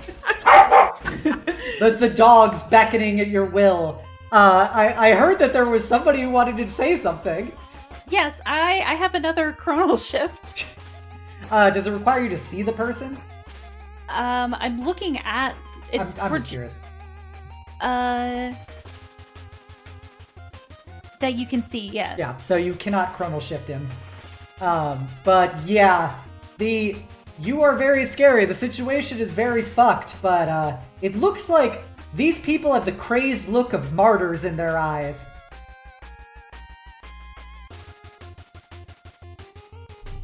Well, I tried, and I failed. Jubilee, what do you want to do with your main action? Yeah, so I use my dash action to get here. I'm gonna action surge. Yep. To cast Armor of Amethyst Okay. at 2nd level. Okay. Was that the ice armor thing? Yeah. So it's gonna give me an extra. That's gonna give me 10 temp HP, Okay. and if anyone hits me, they also get 10 cold damage. Okay. Sounds good. And is that your turn? Yep, that's my turn. I'm just gonna look at Paige and say, well, only one way for them to come out. Speaking of Paige the mage. Paige. Okay. So we technically have no idea what's going on Nope, behind there's a this closed door. That's about all you know. You hear shouting coming from inside. Ugh. I mean, her instinct is gonna be to try to open the door. Okay, so you gonna try firebolting again or something else? Jesus. Yeah, let's try it again. Okay. 20. Okay, roll damage. 2. Ooh, sorry. Well, you're starting to burn it. You're starting to burn it. I can assure you with that. All right. But it is not enough to blast through the lock area. Fine. I'm gonna back up just a little bit because I hear the shouting. Just a little bit. As a treat. Just as a treat. Just as a treat. All right, that guy is very much dead. Okay, so at the end of the turn, seeing this turn of events, the Harlequin's gonna kind of crack her head, looking at Cess after Cess said help, and you see a little red orb appear behind her, and the shackles just melt off of her. She goes, well, I guess the fun is over. Time for the real fun to begin. And Mom, I'm scared. I want to go home. you then see 7 more orbs appear behind her, floating around her as the people, the various kidnappers look very confused as they're like, what the hell is going on? We just had this lady. He goes, it was entertaining being with you for our last few hours, but I guess I'm in a bad mood. And Cess and Kliff are going to feel a very interesting set of sensations as orbs appear. I'm going to use blue for this just to distinguish it from the fact the entire place is burning. They appear within 30 feet of her. Let's go here, here, and here, here, here, here, here, and here. And you see that there are various energy ley lines going back to her from each of these orbs. As they are all different colors. One is red and fiery, one is blue and icy, one is staticky and electricity, one of them is bubbling yellow, another one is a green gas, another one is black void, and a radiant sphere as well. And the energy's coarse, and you see a whole bunch of effects happen all at once around her. As toxic gases, electrical pulses, flaming discharges, icicles bursting out of the ground, and raw power of just disintegration starts tearing these people apart and melting them around you. You guys feel the energy passing over you guys? Like, you get the tingling sensation as they are coursing around you, as you feel the heat, the cold emanating from around you, but not seeming to damage you yourself, as literally Cess and Kliff get the feeling of an icicle bursting out of your chest, but it doesn't seem to hurt you, nor do you feel it. However, the person standing directly next to Kliff, that guard, or that thug, is promptly impaled by that icicle. And with that, each of them starts screaming as little or as much as they can for the short moments they have before poisonous gases start rupturing out of their mouths, and their innards literally start dissolving out of them as acid tears through their stomachs and legs. And you see everybody around her is, except for you guys and the hostages, is reduced to ashes. Oh! Oh, Oh! We got the kids, that's what we came for. Don't worry about it. I think Litro left one guy alive. That guy actively burning alive in the fire. Okay. and I like how the people who are locked in the room also about to Yeah. be burned to death. Oh yeah, and this There guy... we go. Sorry, I gotta go check. Alright, so it's you guys and a very bedraggled looking hostages, as the room continues to burn up around you. Are we still on initiative, or can I just pick up one of the hostages and just start running out? Yeah, if you want, this is your opportunity. The door is currently shackled. But I'm gonna rip the padlock off if we're not in initiative. Okay. I should have advantage on this, right? Yep. Actually, wait. Rage technically wears off now, but I'm just gonna go for it. okay. I take the harpy woman by the hand, and then I scoop up the young dryad in my other arm, and I just... The illusion now of me being just a monster is now dropped, and I'm just normal Kliff again, and I just start running towards the door. Okay. Hoping for, since the Alright, Lamia so- and the fairy dragon are already near the door, I feel like they would just be... Okay, so you Ready to grabbed run. the harpy and the dryad, correct? Yes. Okay, so you grabbed the harpy and the dryad. Cess, you bust through the lock and kick open the door. Jubilee, you got a door smacking into you as Cess is kicking it open, and lots of smoke comes out of this room as it is the entire warehouse is ablaze. She went BRB, but Okay, but yeah. yeah. And the Harlequin will she just blinks. It just teleports to the other side.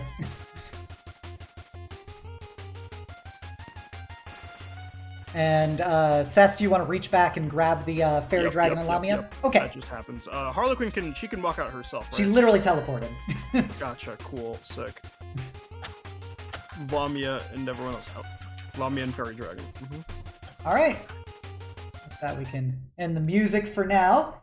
But yeah, as this thing is blazing, you see explosion starts coming off of the left side of the warehouse as more boxes are igniting and fire's beginning to spread more. As you guys have dragged all of your hostages outside. And you see, running towards you guys is a bunch of House Thrashk guards, along with, what was it? Flamebearer Rain and Yen are barreling towards this place. Yeah, so there's it's going to be probably, a couple rounds for them to get here. Since they were coming to see this giant fire, but you got a couple rounds with you guys outside of the building as it is burning, Harlequin, and some very bedraggled and/or unconscious hostages. The Dryad is this withered wooden husk of a person. You see that all of her leaves have wilted. There's decay and rot forming on her bark-like flesh, and She still has till tomorrow afternoon till she's gone, right? probably. who knows what just happened, how that has affected her. Oh yeah. Out of character. Yes. Could a healing potion help her? Because I did buy a few with the starting gold we had. It would not, because this is like literally her essence is gone. So she has to get replacement for reattuned. fertilizer. Yeah, she has to get reattuned. Kliff, holding the dryad in his arms, just looks at everyone. We can explain this later. We should probably head back to the grove. Harlequin kind of brushes some blood and viscera off of her, and looks at you guys and goes, "Oh, well, that was interesting, wasn't it?" Yes. Thank you for not only helping us, but also giving me nightmares for possibly the rest of my life. She helped you? Says his rage goes away and her pupils come back normal into Helped us in a way that I think is mostly just her having fun tearing bodies apart, yes. She kind of slinks over to Kliff. Yes, Seth. What would you want to say, Seth? I was just gonna say what Litro said, but whatever. Don't worry about it. Okay. But yeah, she'll slink over to Kliff and go, "See, I'm not that bad," as she gives you a little boop. And everybody She's else still red, but still very fearful. Everybody else can see that he now has that arcade mark on his forehead. And she looks at the assembled people that were your hostages, and she goes, "Well, like I said, everybody gets one." And you see the black orb appear behind her as she gets that big smile that goes just a little too far than it ever should be capable of on a shifter's face, full of her rotting, serrated fangs. And you guys all feel a swirling energy about you guys, pulling you to the ground, like it's a gravitic force. But then it seemingly is wrapping around you in a bubble, and you feel an intense state of absolute vertigo as the world rapidly disintegrates around you. And as you blink, you are on the ground right outside of the Tethonus Grove. All right. So much for saving that unconscious guy and questioning him, but oh, he's 100% gonna get burned alive. The Thrash guards will probably see if they can pull any of the paperwork or evidence from the fire. That's not our job, so let's just focus on where we are right now. Still realize I'm holding onto the harpy's hand. I'm kind of oh, sorry. And then I take the drag girl and just in both my arms, and I start running into the forest to try and reunite her with her family, so she can actually heal up. Jubilee, do you mind following after him with and she motions towards the fairy dragon? The fairy dragon's just a little guy. Just a little dude. Of course. Yeah, I'll how little is little guy? He is, I think, literally a tiny sized creature. He's just a hatchling. I pick him up and I'll go running after Kliff. Okay. I'm pretty sure fairy dragons grow from when they're really young, they're the size of pseudo dragons, to the point where they're old enough, they're about the size of a small dog. A mighty state. So yeah, you got the little guy.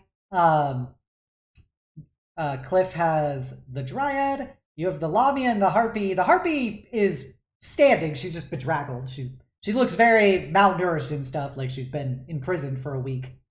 Are we all going together into the glade, or was it just that's up to you?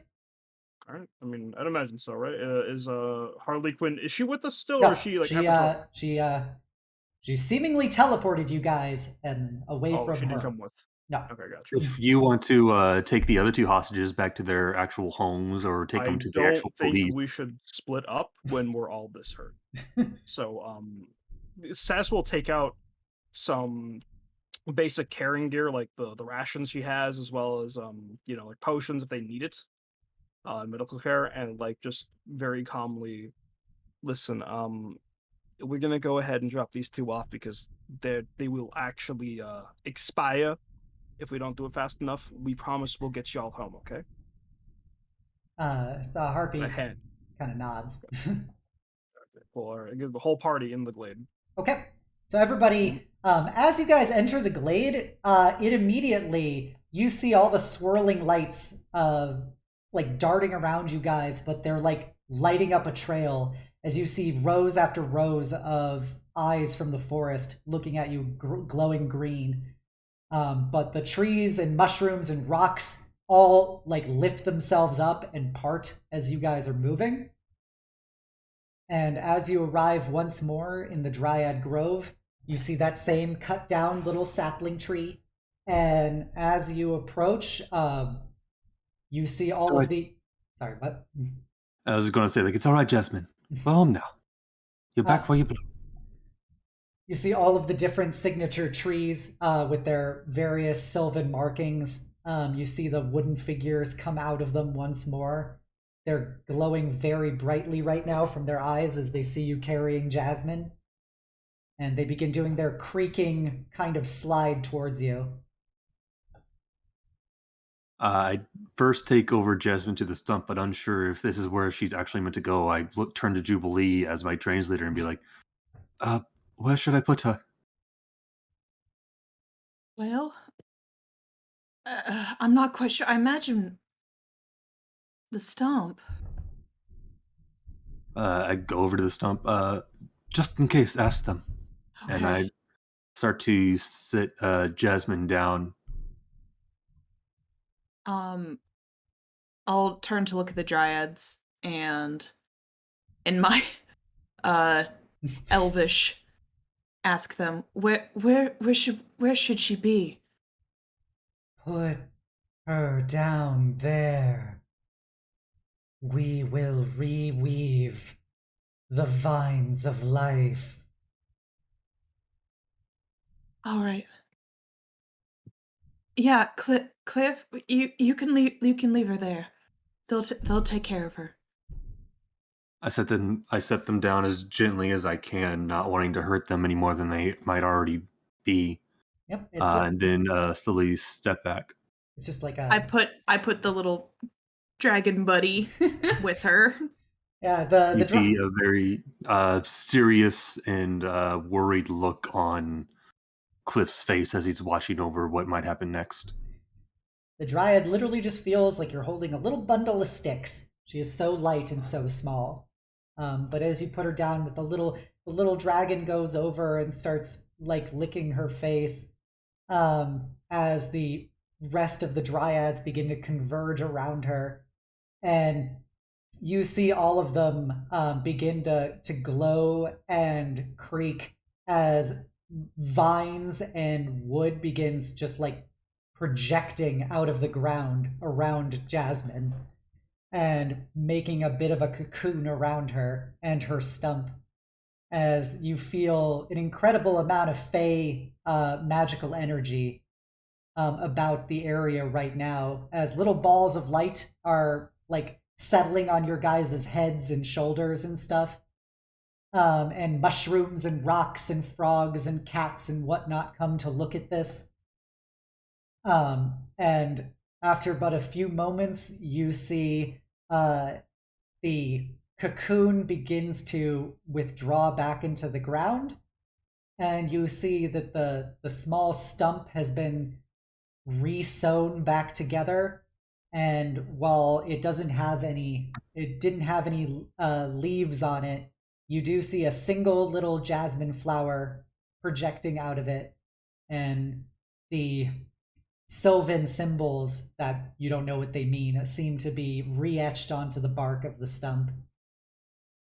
And then just about a few moments later, the dryads begin to withdraw, and then you see a bit shakily at first, emerging from the wood, a much more lustrous colored bark dryad comes out of the stump, or out of the tree now. And she's still just a small little thing, probably no higher than your knees, but she's got somewhat dim glowing green cat's eyes as she looks up at you guys. And her hair is a series of jasmine petals that have been kind of arranged together to make a kind of mimicry of what humanoid hair would look like. And a bit hesitantly at first, she looks at you and blinks, and you see a slight little creaking smile appear, and you guys get the very unmistakable smell of jasmine flowers wafting through your noses as she looks at you guys. Kliff immediately breaks out into a bit more of a broad smile. Much better. You look so much more like the pretty flower that I knew you were meant to be. Cess, you wanted to say something? Oh yeah, I just wanted to ask: did Kliff turn back, or does he still look like a? Oh yeah, I he turned back. I Oh, turned yeah. back after I ran out the door. Yeah, All right, just making sure. and the dryad walks towards Jubilee. All the other dryads are kind of probably about 5 feet behind her, looking at her / you guys. And you see the dryad a bit shakily moving up her very twig-like fingers and hands as you see flowers begin to erupt out of them, and little fey energy appear, and you see a little floral wreath appear in her hand made out of jasmine flowers as she holds it up shakily to Jubilee.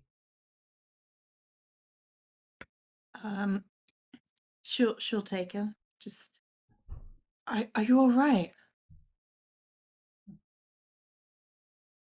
It all hurt so much.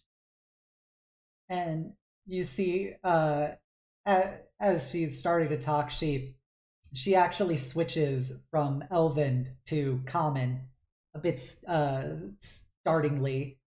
Goes, I tried to learn some. Thank you. Many thanks.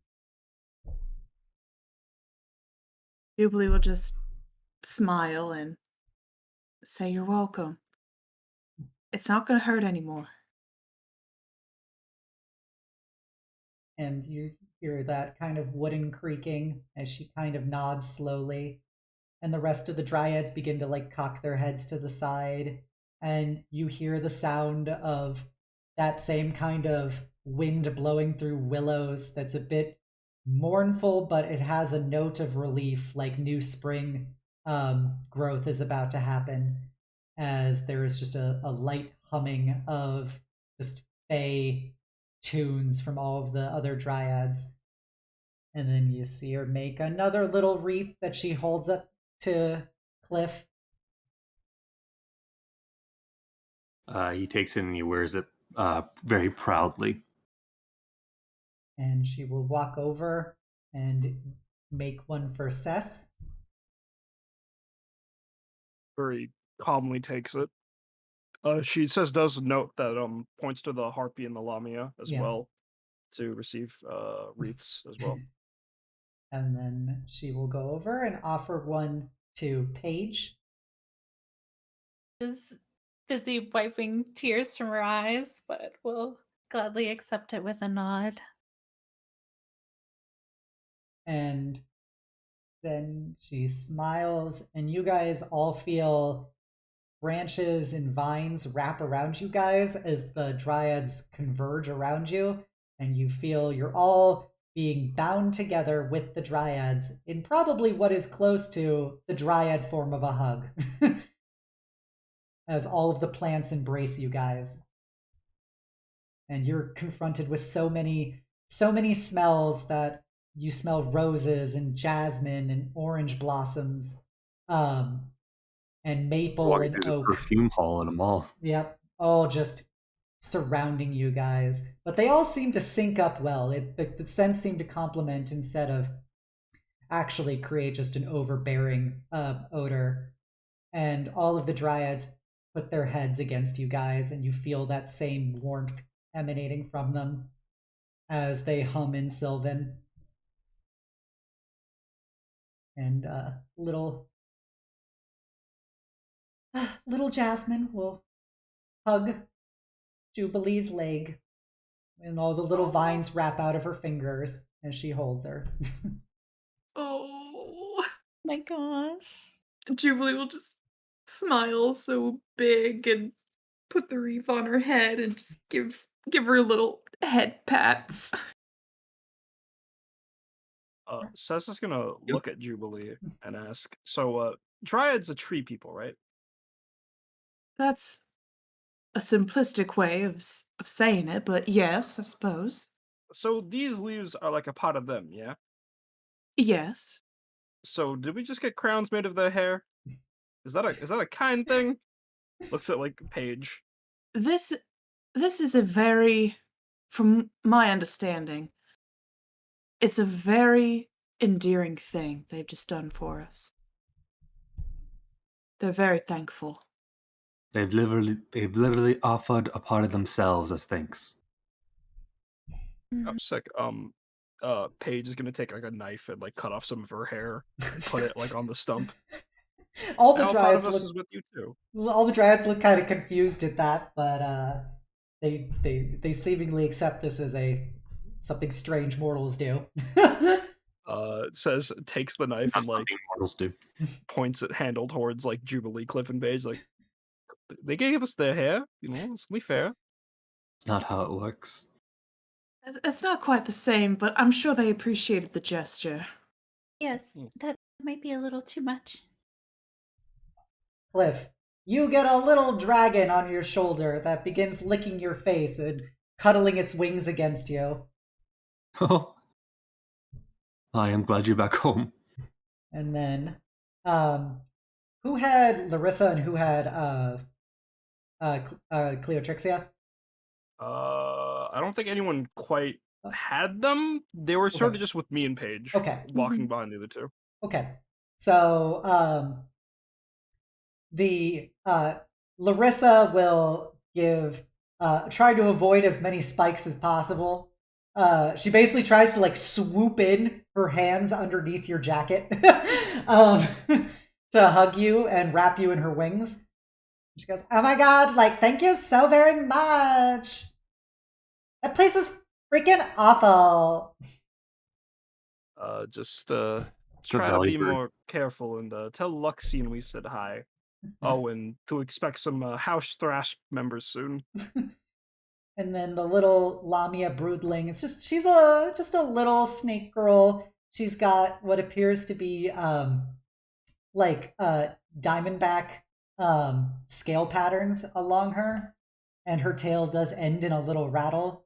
And she kind of sits there, kind of putting her hands and wringing them a bit as her rattle kind of begins to shake. And she looks up at Paige and goes, Can I hug you? Yes. Of course you can. Yes. And she'll kind of already just go in for the hug. All right, and she reaches up and hugs you, and then she wraps her tail around your legs as she squeezes you. You're safe now. It's gonna be okay. And with that, she just starts crying. Like it apparently has been very pent up at this point. Paige sees her crying and she starts crying.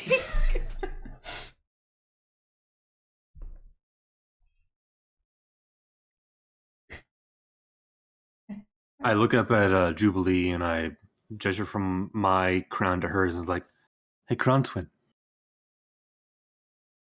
Yes? You're very good with kids. Really cool of you. Well, siblings, you know.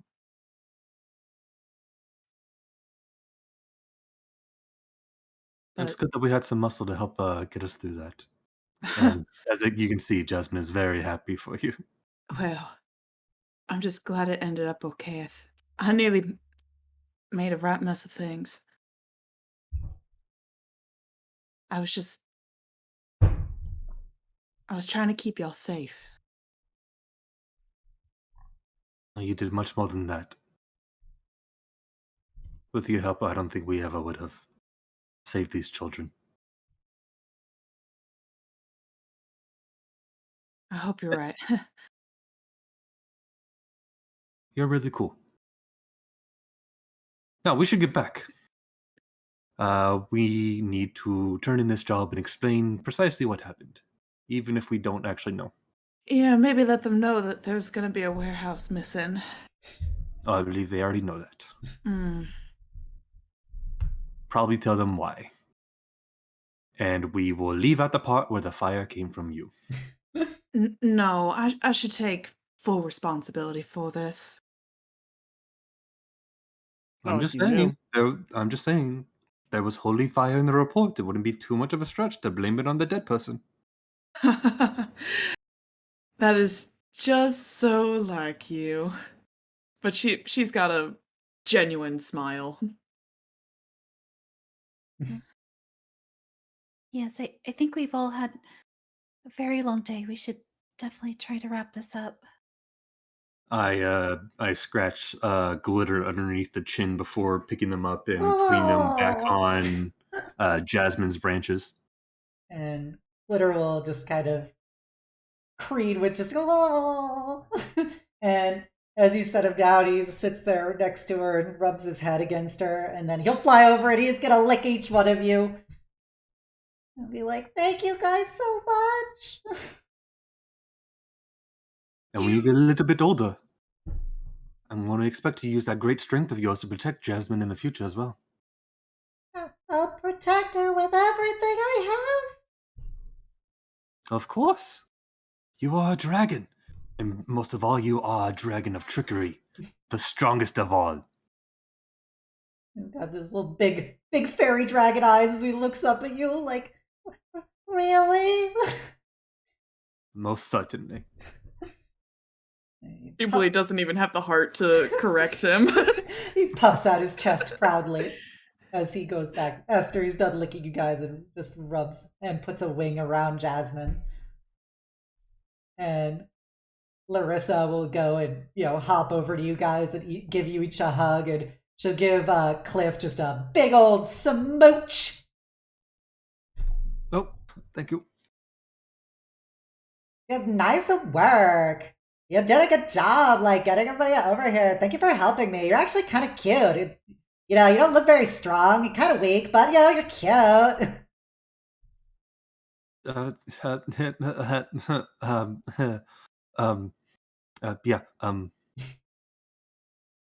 I think my ribs are broken. Let's go. And then the little Lamia will look up at Paige once more after crying and go, will you take me to my mommy? We will, right? Of course. She's gonna. Yeah. Okay. And you guys all feel the vines and branches wrapping you guys up begin to pull back and retreat back into the ground. And the harpies are all just, not the harpies, the dryads are all gonna, withdraw back in forming kind of a wall behind Jasmine. We thank you for all. And then they try to switch to common from Elven. They go, all you done for us. We thank you. You are welcome here.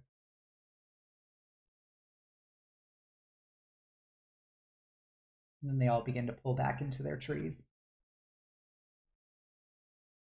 All right, let's get you home. I'm sure you've missed it. Your parents are very worried about you. Oh, okay. She unwraps around your legs, but she holds up her hand. Can I go ahead and take it? Give it a good squeeze. She'll slither next to you.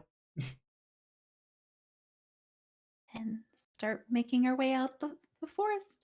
You hear the clitter clap of Larissa's talons as she's walking next to you guys. Her feathers are pretty tattered right now, so doesn't seem to be like in much mood to fly. But as you quickly exit the grove, you all get bombarded by small glowing balls of kisses as a bunch of pixies just swarm around you guys, and you get glitter fairy dust all over you.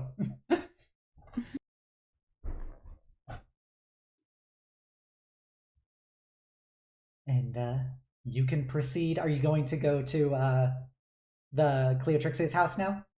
Yeah, Cleotrixia first. Yes. Okay. And walk her home. Yep. Or slither her home.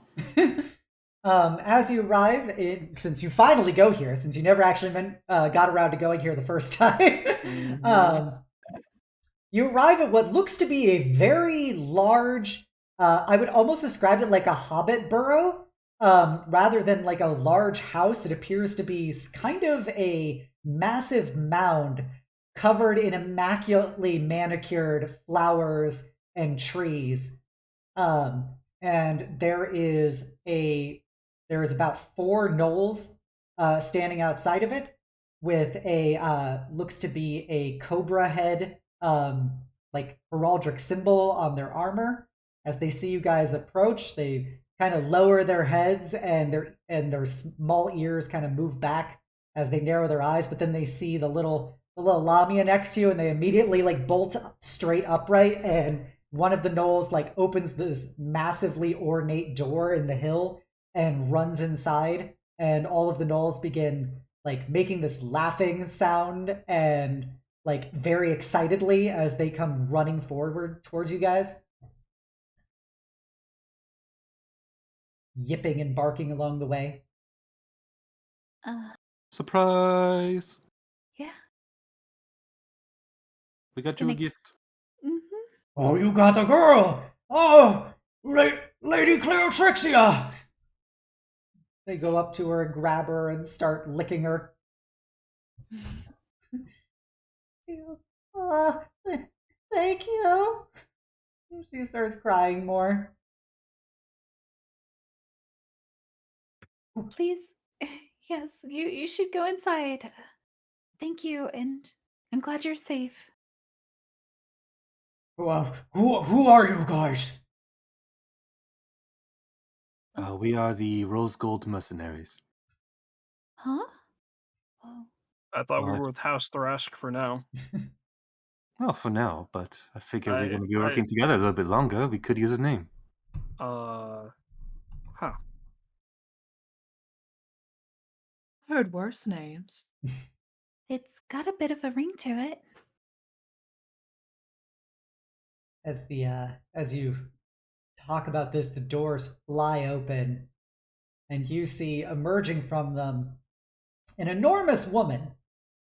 And it's an enormous humanoid woman who then quickly becomes apparent as more and more of her keep coming out of this door that she is probably the mommy Lamia. And Maybe gonna grow up big. Yeah, she's probably at her full coil about 15 feet tall. Jesus. As she looks down, she's wearing lots of basically like jewelry all around her.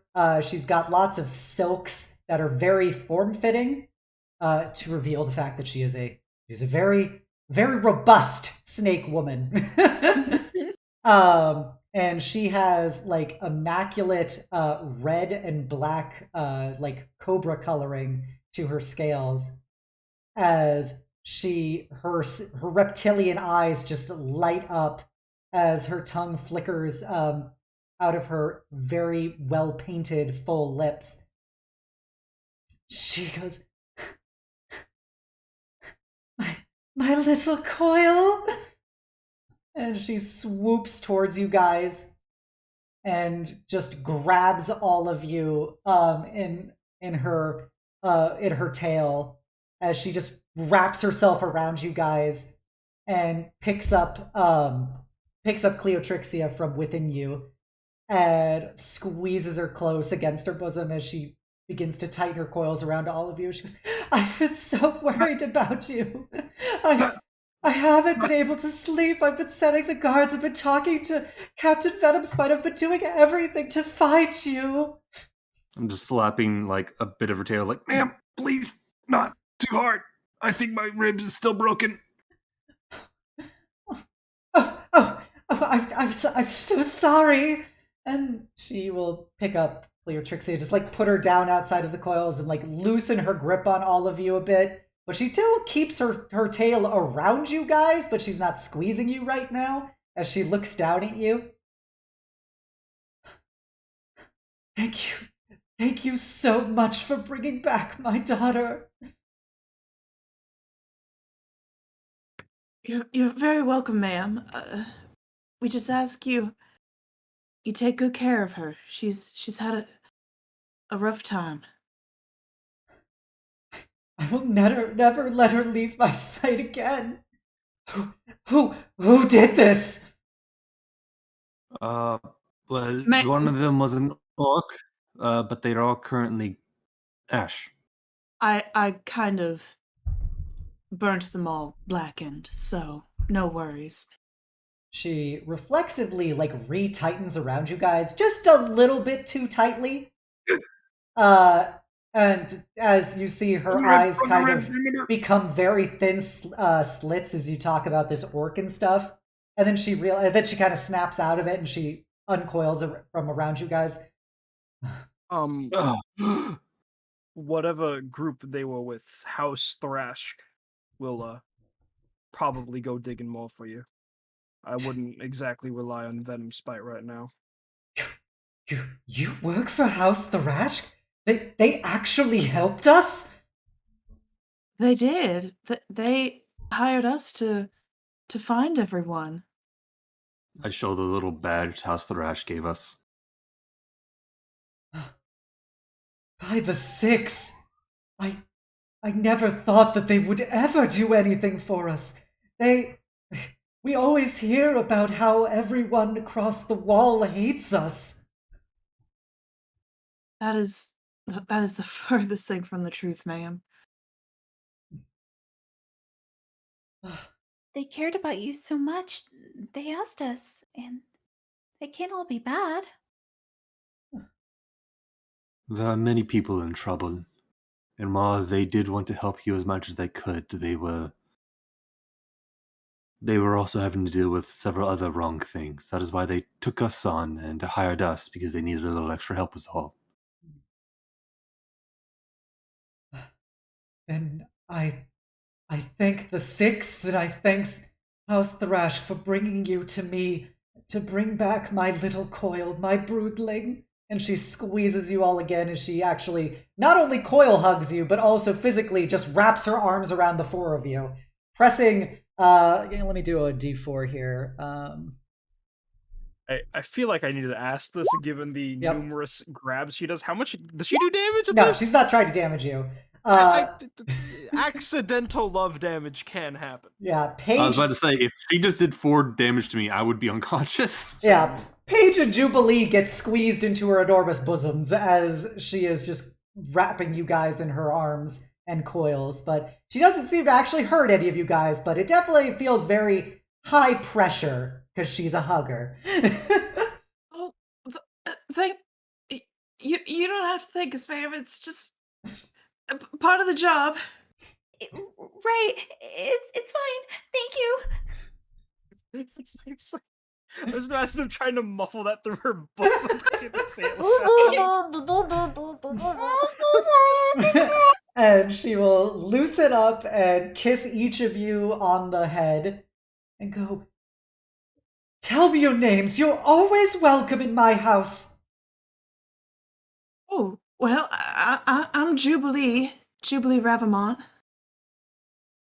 I am Kliff Beldeorin. Paige, just Paige. And I'm just says, don't mention it. Any kid in trouble, we like to help out. Thank you all so much. Thank you, thank you, thank you. Thank the Six for bringing you into my life and bringing back my little Cleotrixia. Come here tonight. I will give you the greatest feast you've ever had. Well, we gotta drop off one more person, but we might take you up on that later. So that sounds all right. And she will unwrap herself around you guys and slink back towards the door. And she looks at Cleotrixia. And Cleotrixia goes, one more thing, Mommy. And she walks up and she's gonna go hug each of you guys in turn and squeeze you extra tight. And just kind of bury your head against your legs. Thank you so much, and I'm so glad that the Six brought you to me and saved me from that place, and that I could be with my mom once more. Thank you all. Oh, little one, you're so welcome. Now, you just gotta promise to take care of yourself and your mama, okay? Looks up with her little big reptile eyes. They're crying. She does the little sideways blinks and goes, I'll do my best. You can stop by giving your. Oh, sorry. I was gonna say you can stop by giving your mama a big hug right now. And I take off my flower crown and I put it on her head, and I go, "That has magical powers, you know. It'll fill you up with strength enough to help protect your family and yourself." Really? Mm-hmm. You know it. Okay. Thank you, sir. Now, go give that hug that Jubilee said. She rapidly slinks over to her mom and wraps herself around her mom, and her mom wraps herself around her. And they just slink together, and she lifts up little Cleotrixia and presses her head against her and holds her close and flicks out her tongue and gives her cheek little kisses too. And then they both wave at you, very teary-eyed, as they go back into their house.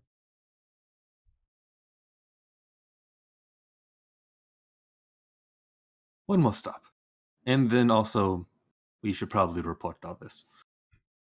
Yeah. How your ribs holding up there, Kliff? Well, I think in that last squeeze, it might have pushed it into my lung, but other than that, all right. Good, so you'll be alive by the time we get there. Excellent. Let's go. You guys don't need to take me anywhere. I'm really thankful that you guys came to help me. And good job horribly massacring those douchebags. I really appreciate it. So I don't know. I think I could probably get back to my own. What's this? Lots of Sester says no. Listen, where me and my sister come from, lots of nice looking people walk the streets at night and they don't entirely make it back home after what just happened. Is at it least nighttime? for our sake, let us walk you home. Least we can do. She kind of cocks her head to the side and kind of bobs it a bit like a bird, and then she gives you all a big flashing toothy smile. She just has rows of just shark teeth in her mouth, but her eyes are very bright and glittering blue. And she goes, okay, you guys are such charmers, I can't help but find myself kind of sucked into your auras. So I'm gladly to have such attractive people taking me home. Besides, we would love to hear you sing, little bud. You guys want to hear me sing? Oh my god. Jubilee just shoots him a look like, why? Maybe when you've gotten some rest, all right? I think your throat might be a little hoarse for now. Yeah, I guess I could use a little, like, lubrication. And she kind of winks at Cess. I don't like that. Says is too tired to like take that as a flirt. He just looks at her with these like dead eyes, blinks one eye, blinks the other. Uh-huh. Paige's tail is poofing up a little bit. She'll put one wing around Jubilee and one ring around Kliff and be like, all right, let's keep going. I'll show you guys where my craft is. It's pretty nice, all things considered.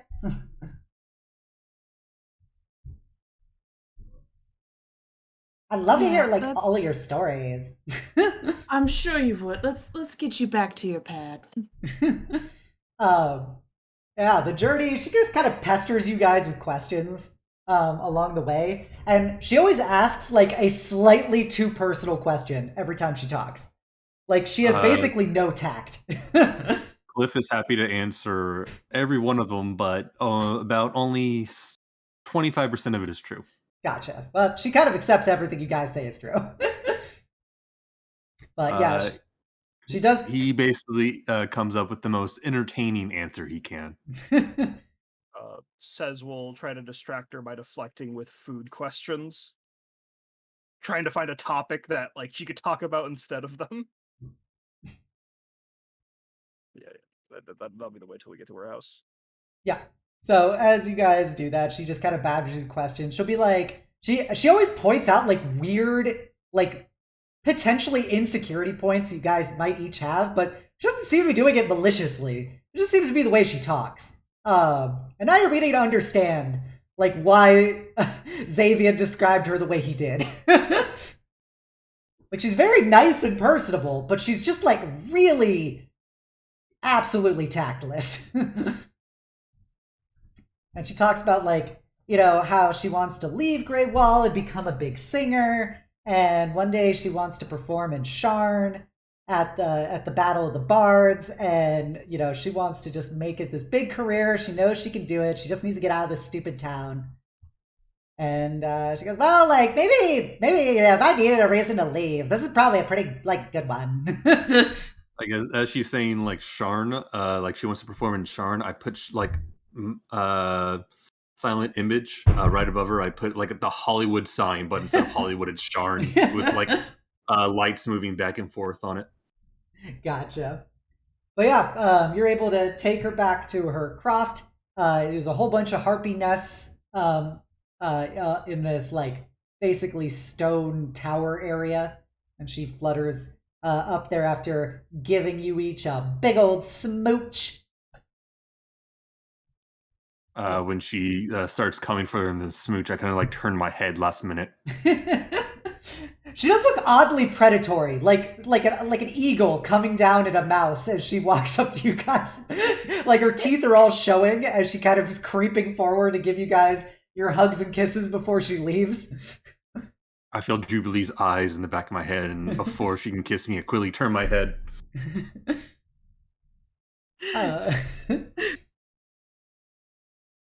You have nice horns, by the way. They feel really good to touch. I just want you to know that. I'd love to touch them again. No, that. Thank you. Once is plenty. All right, well, I guess we'll do it next time. And like, I hope to be able to get your guys' fur again. It's so soft. You have to know what products you use.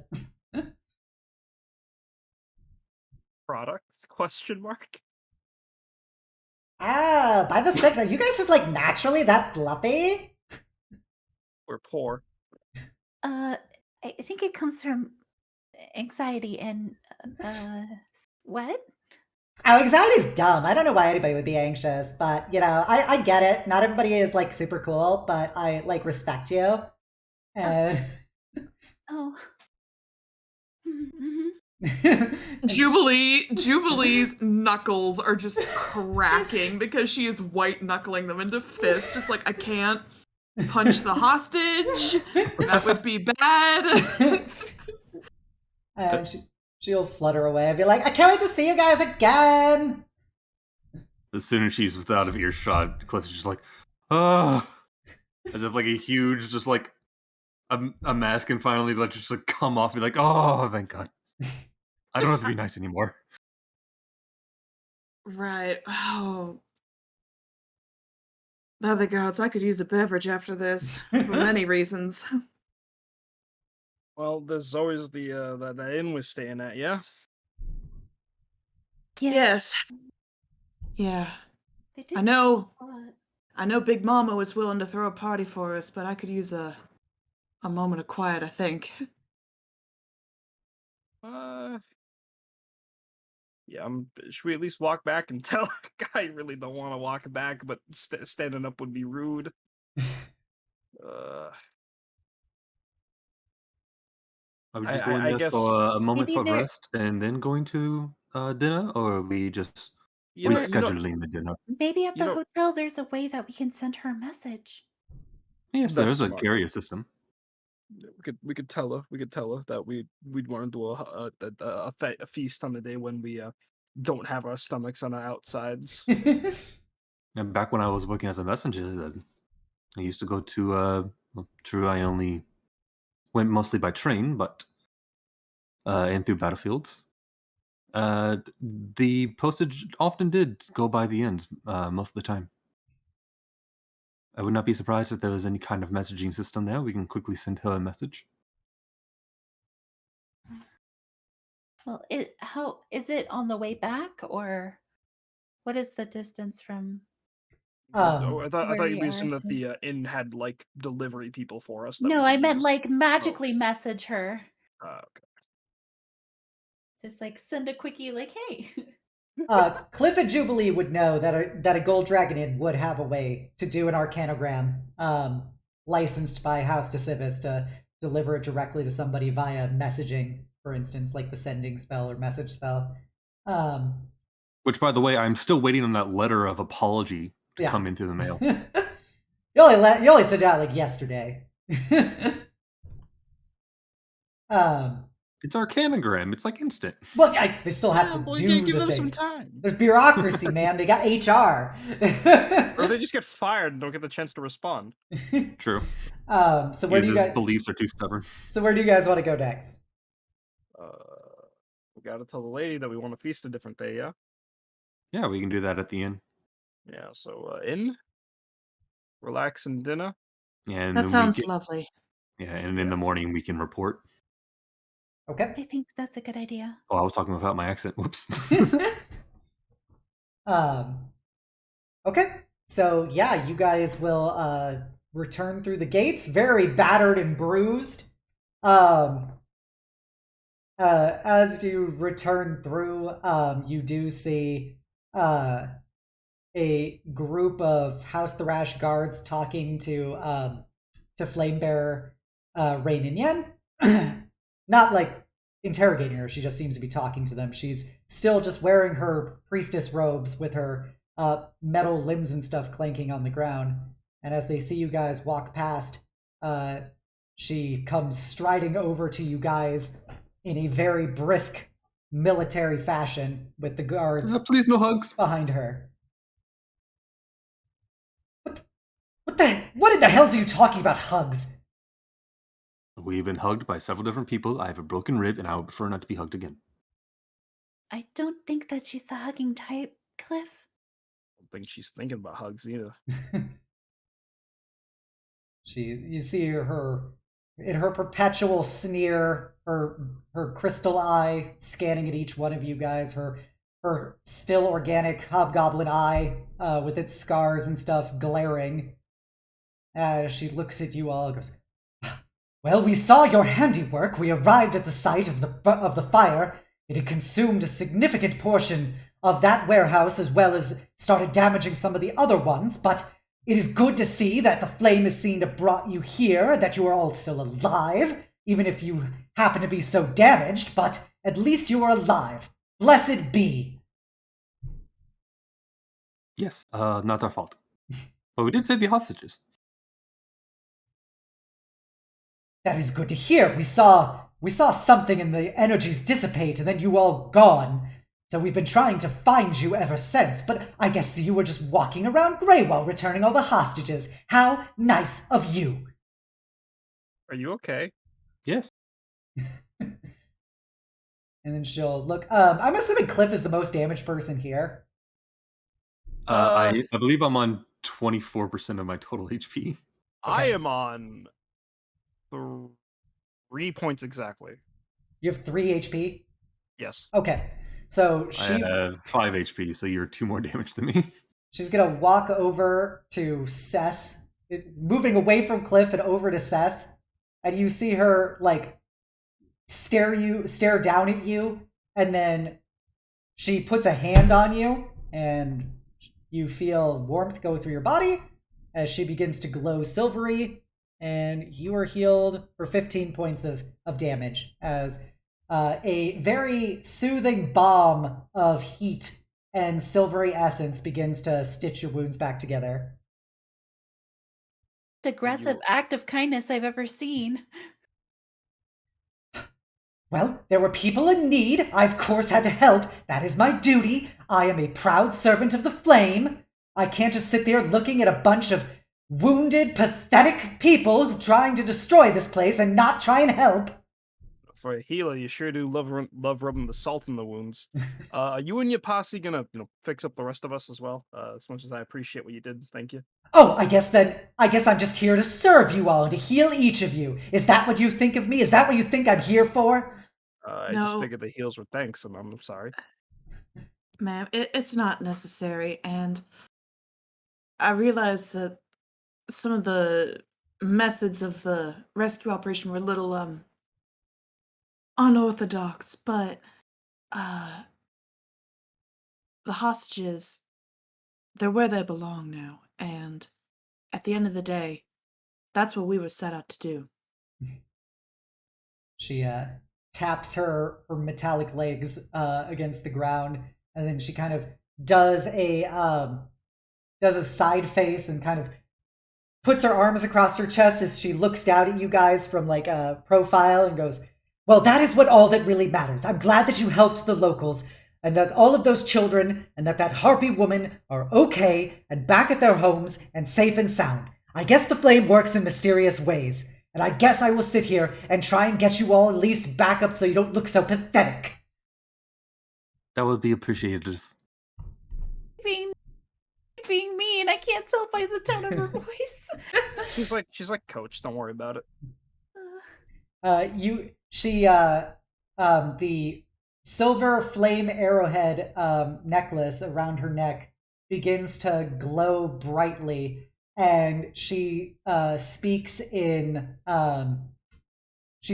goblin, like a goblin tinged with celestial, as she also begins to be wreathed in silvery flame that then wraps each of you guys in kind of a I would say it's almost like a hugging tendril, as you each in turn are healed for 19 points of damage. She was a hugger.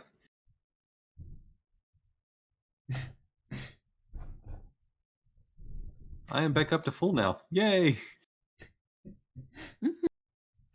I am also up to full, and then some. Yeah. Good. Now you all look less bedraggled. You won't be dying on me. Hopefully you all can continue serving the flame in your own pathetic ways. Thank you, Of ma'am. course. And if you have any other trouble, feel free to look for the Gold Rose mercenaries. Again, a little eager on that whole group thing there, Kliff. Maybe just to ease up on it a tad bit. Well, if you ever seek respite, healing, or solace in these trying times, you can come to my chapel. I will do my best to assuage your troubled minds. Thank you. I already feel reassured. Thank you, ma'am. Good. May the flame guide your path. As she glares once more and then abruptly about faces and pushes her way through the various house thrash guards and heads back towards her chapel. I love her. Jubilee. I just turned to Jubilee and I'm like, could you imagine her doing weddings? You know, in a strange sort of way, yeah, I can. And the rest of the guards kind of look around and they're kind of confused. This situation seems to be under control. We're gonna go back to the tower. Wait, before you go, I'm assuming we come there tomorrow for like finishing up the contract and all that. Yeah. If what you said here is like true, yeah, definitely go tomorrow because the faster we can cut off Captain Venomspite and her crew coming into town would be great.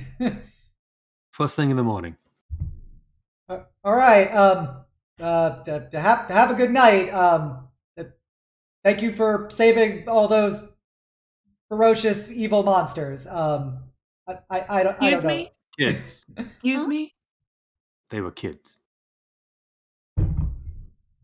You're gonna undo that statement right now, yeah? Yeah. Thank you for saving all those hostages.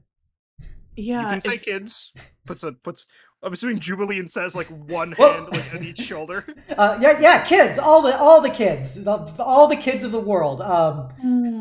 Listen here, if you don't want your ass fired by the morning, you're gonna correct that way of thinking real quick.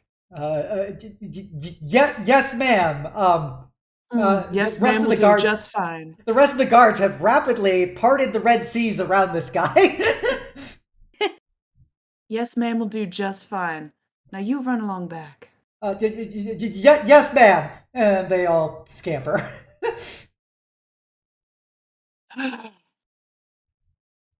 This is why I do private work these days. Keep telling people not to mess with you, and they just do not listen. They want to learn the hard way, they can. I don't mind. All right. And with that, do you guys return to the Gold Dragon Inn? Yes. Yeah. Yes. Okay. A pleasant little pleasant little halfling woman in her little pantsuit looks up at you guys and goes, "Welcome back to the Gold Dragon Inn. Always a pleasure to see such wonderful customers." Oh, and it's a relief to see your face as well, ma'am. We have had an evening and are in need of some respite. Oh, well, if it's respite and relaxation you crave, well then, you are the right place, miss. We will have our finest masseuses brought to you. House Duran will have healing tonics and tinctures prepared with only the finest of chasers to make sure that they ease into your wounds and in your bellies in minimal discomfort. We will also have any food you require prepared and delivered anywhere you desire. Dinner first, everyone? Yes? Yeah. So Yeah. we would need a message sent to someone if that was all right. If you were able to. Of course. What level of privacy would be required for this message? Hopefully as fast as possible. There's a change of schedule. There is a woman who offered to throw us dinner tonight. We cannot make it tonight. We would like to simply reschedule for tomorrow night.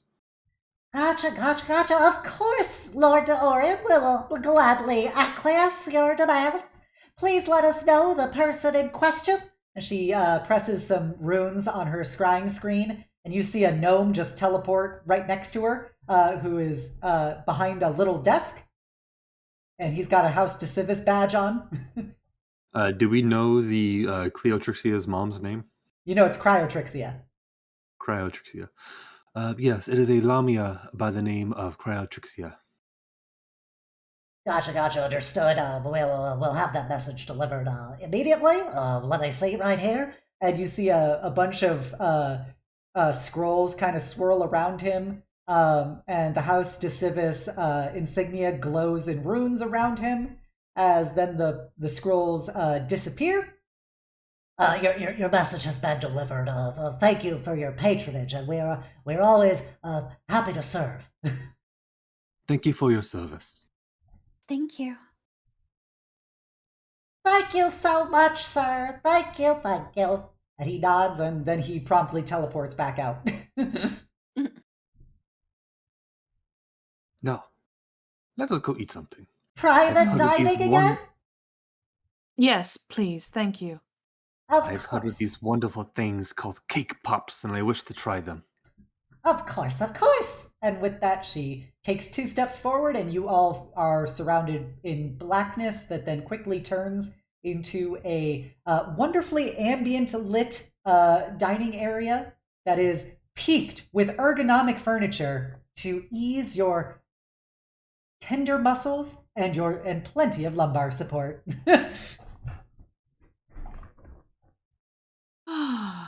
Jubilee's just gonna ease herself into a chair and just look at the group and be like, I suggest we eat and then we'll talk about some things that need said, yes? I sit down next to her and I kind of like start to like put my hand on her shoulder and rub it and be like, yes, I believe we deserve it. A little treat. Says sort of cringes a little bit, but nods. Discuss something. Well, yes, I mean, not to put too fine a point on it, but I happened to notice a few changes. And she's just gonna stare pointedly at Kliff. Kliff's just gonna look at her like, what? Like I said, we'll eat first. What would you guys like to order? Cake pops. Cake pops arrive. Cake pops for dinner. You deserve a treat. All right, you get cake pops, any beverages you desire, and more food will be on the way if ever you require it. The food will materialize in front of you.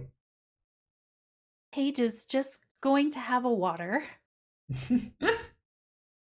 Jubilee is famished. She's probably gonna order like a ridiculous, like cartoonishly large like steak or something like that. I only deal in cartoonishly large standards here. After I eat a few cake pops, I'll go ahead and I'll get like a really like supersized burger, like Shaggy from Burger. Scooby-Doo style, stacked high. Kliff has acquired Borger. Order. But yeah, so everybody eats and drinks their beverages. It's very satisfying and filling. And you can now enter your discussion time.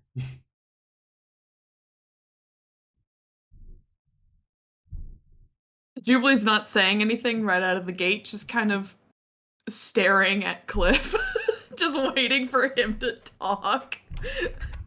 Says looks up at Kliff and goes, listen, everybody's got things they don't want to talk about. And out the gate, we kind of figured you were the kind of guy that didn't like talking. I understand if Jubilee needs to know, but if you don't want to talk about it, I'll respect your wishes. Exactly what we're talking about. Well, that's a good enough answer for me. I'm good enough. No, sit down. Kliff, are you being funny right now? Because you know I don't much appreciate your jokes. Well, if you actually tell me what it is you're worrying about, I can actually narrow it down, because I've been doing a lot of things recently, and it would help if you like actually pointed out what you're seemingly getting at. Looking like a giant fucking monstrosity for one thing. Yes, and yesterday I looked like a cat person. No. It's all an illusion. No. An illusion meant to scare foes, which, admittedly, could have been better. No. See, with how long I've known you, I don't think that's right. And I don't think you're being honest. That wouldn't be the first time, but this is something entirely different. And if you don't want to tell me about it, that's fine, but just don't lie to my face.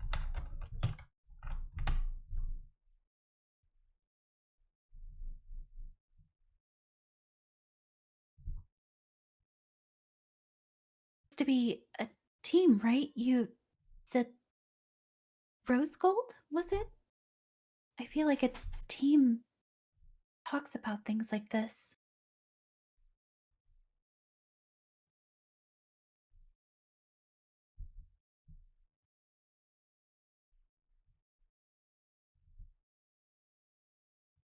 Jubilee is worried about you, Kliff. We all are. So if there's something that you, want to talk about, that is. As they're talking, a lot of the colors starts to fade away from the actual Kliff. The color in his eye disappears until they're nothing but white. Their ears become slightly more pointed, and the entire just form is almost that of a average nobody, except for the clothes, which do not change. As Kliff reveals, they are a changeling.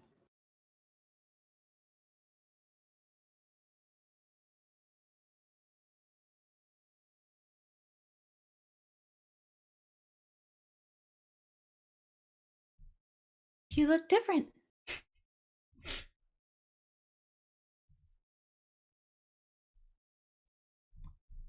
They say anything.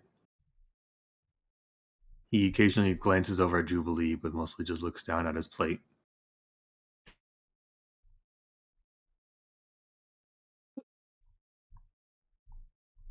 You can tell Jubilee is struggling to think of the correct thing to say right now. Just, well, our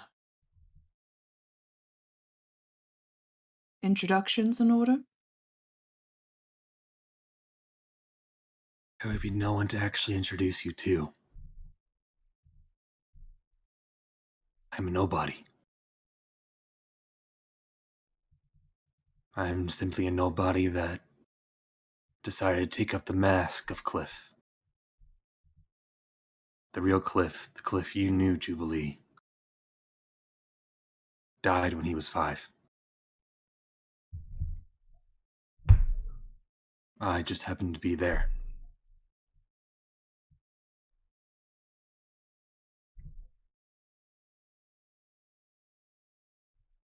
I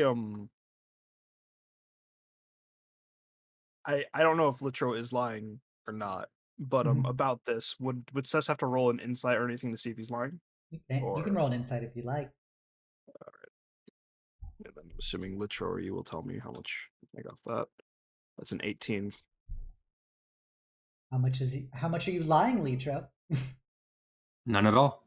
Bam! All right. The mask appears fully off.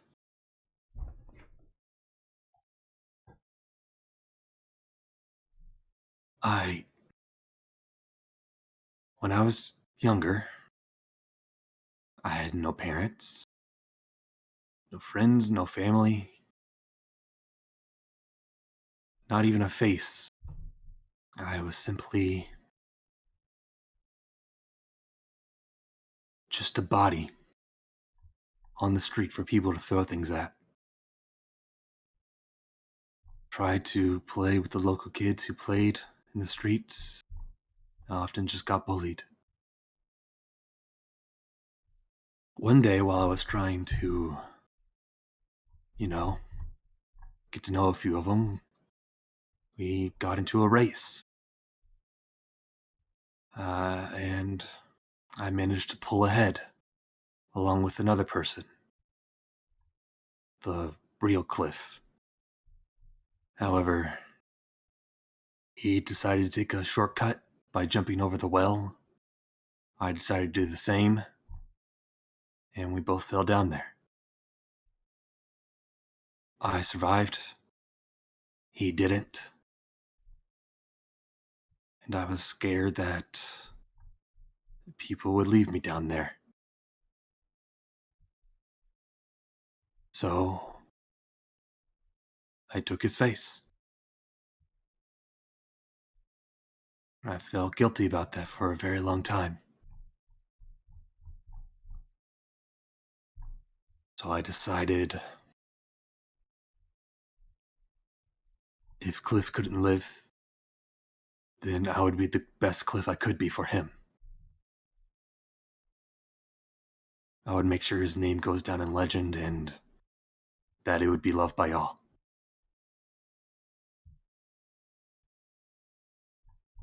And because of him, what I would like to call a sacrifice, but much more just simply an accident, I now have a family, home, and a purpose.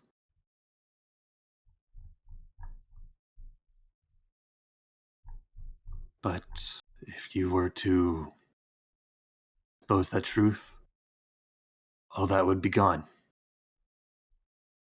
And that small boy who fell into a well, his name would simply just disappear. And I would hate for that to happen.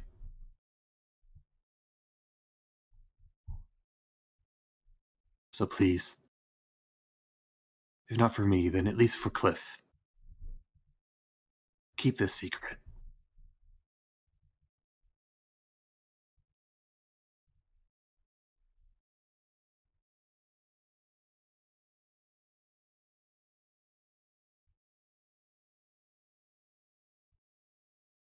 DM, is there a quick way for a person to get to and from rooms from like our dining room? Yeah, you're free to travel to basically any room and your specific room.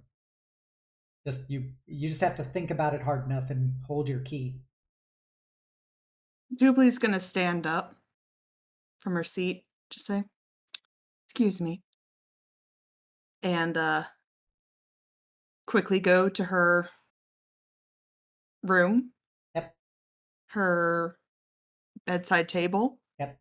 where she stuffed the little box that Mhm. Kliff had given her, Mhm. takes it, goes back to the dining room, slides it to him across the table, and just says, "Kliff gave that to me."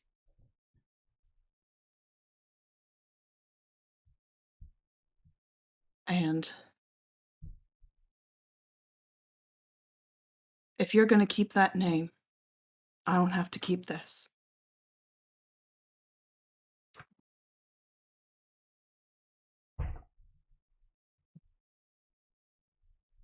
You can just see a shattering in his facial expression as he almost seems a bit more broken now.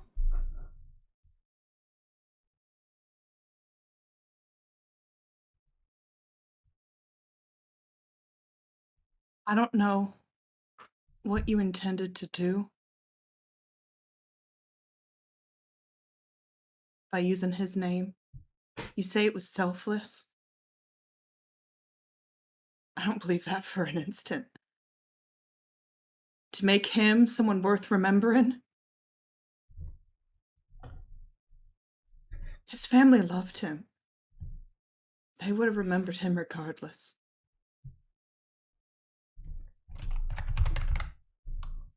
What you did,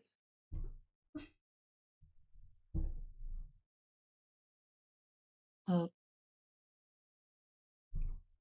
I understand, but it was cowardly.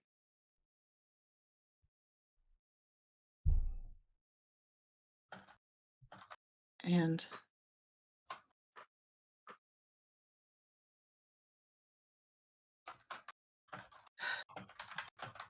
I don't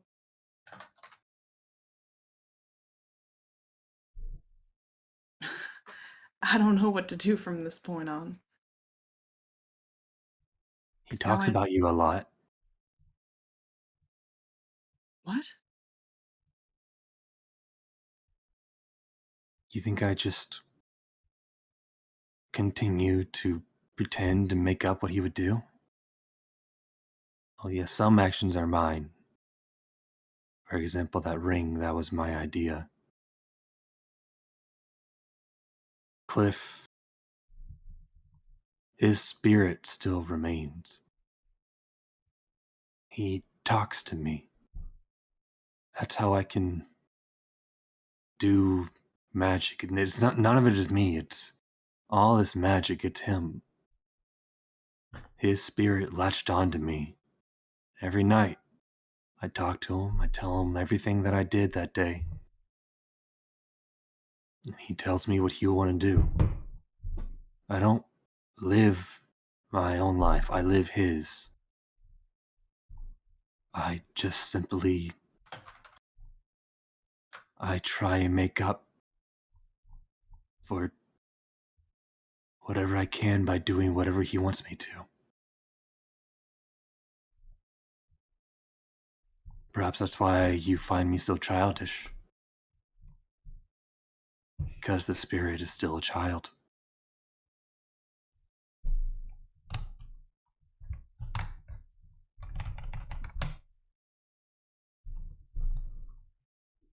He What do likes you- all of you. He does. He was the one who came up with the name. Perhaps that's why I tried to push it a bit too hard.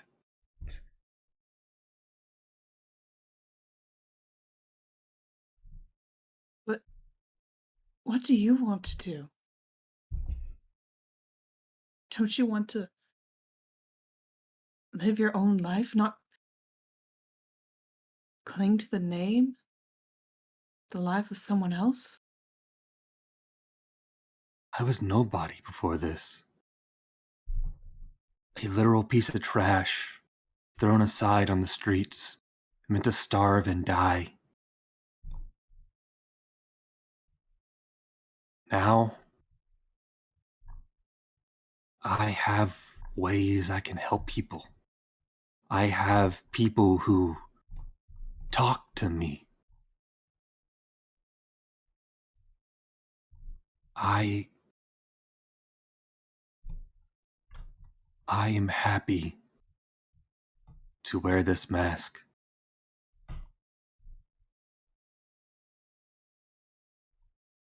If you feel like I've betrayed all of you, then I apologize. But if it helps you, simply think of me as no more than a vessel for the real Kliff.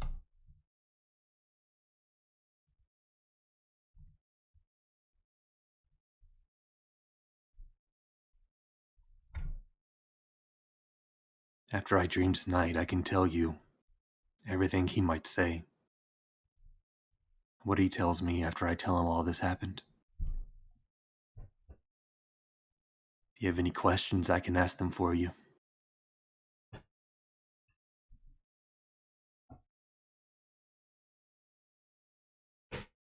I've never showed anyone this before, so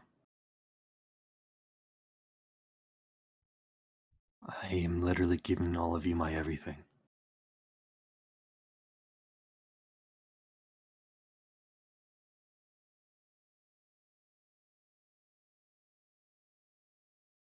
Tell him I don't have any questions, but tell him that I'm sorry. And I didn't even notice he was gone. She's gonna get up and go to her room for real this time.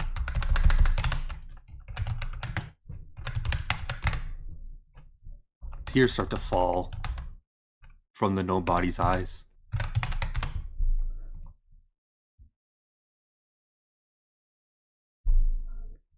There are no other questions for him, then perhaps I should go too. If it's any consolation, we only ever knew you as this Kliff. So, as far as I'm concerned, nothing really has changed between us. He's Right. still here. Just... he has to talk through a middleman now is all.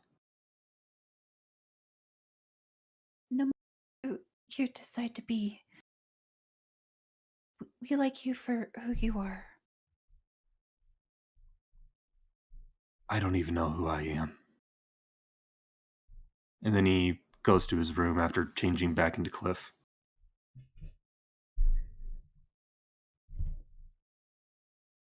Okay, the cats are left alone at the table.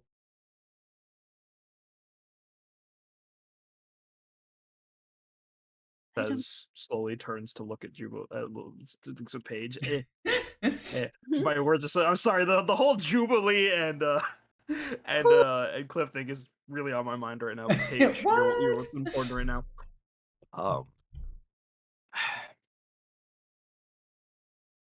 So, sis.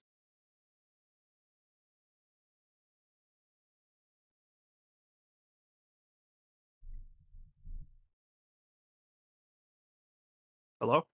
Hello? What? Oh, Yes? so sis, lot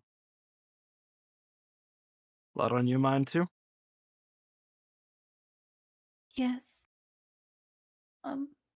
There's a lot happening right now, and she kind of starts to wipe the tears from her eyes and take off her glasses. Says rests her hands on each of your shoulders and like tries to motion you to look in her eyes. Says, what you did today. It was scary, yeah? It's very scary.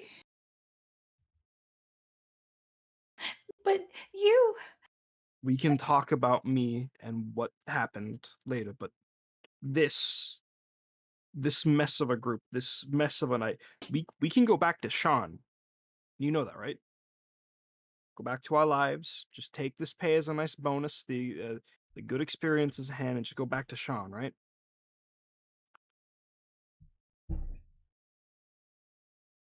yes.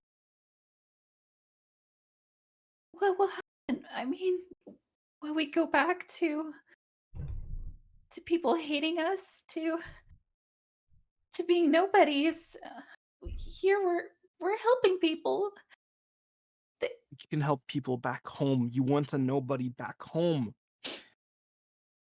We're gonna be hated no matter where we go. They said hateful things here, they're gonna say hateful things there. But back home we don't have to risk our lives any more than we're usually used to. We don't have to. I don't have to see my sister freak out doing this kind of work. I'm leaning towards going back. I haven't come to a decision yet. I'm hoping to think on it maybe a night, maybe after that fancy feast tomorrow. Definitely need to think hard about after what we just heard tonight. But you, I want to hear what you think.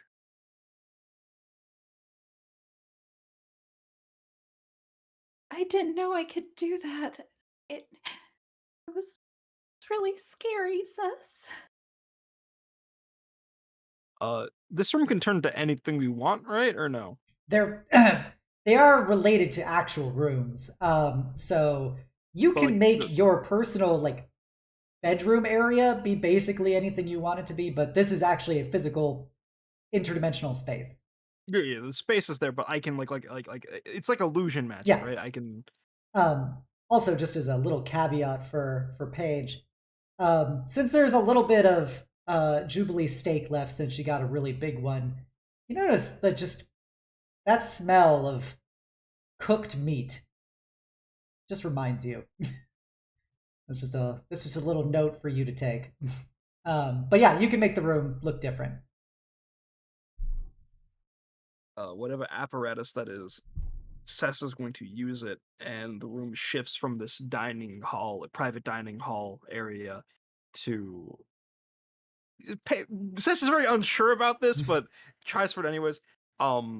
It changes to the walls and the ceiling look like the night sky, and the horizon around us are the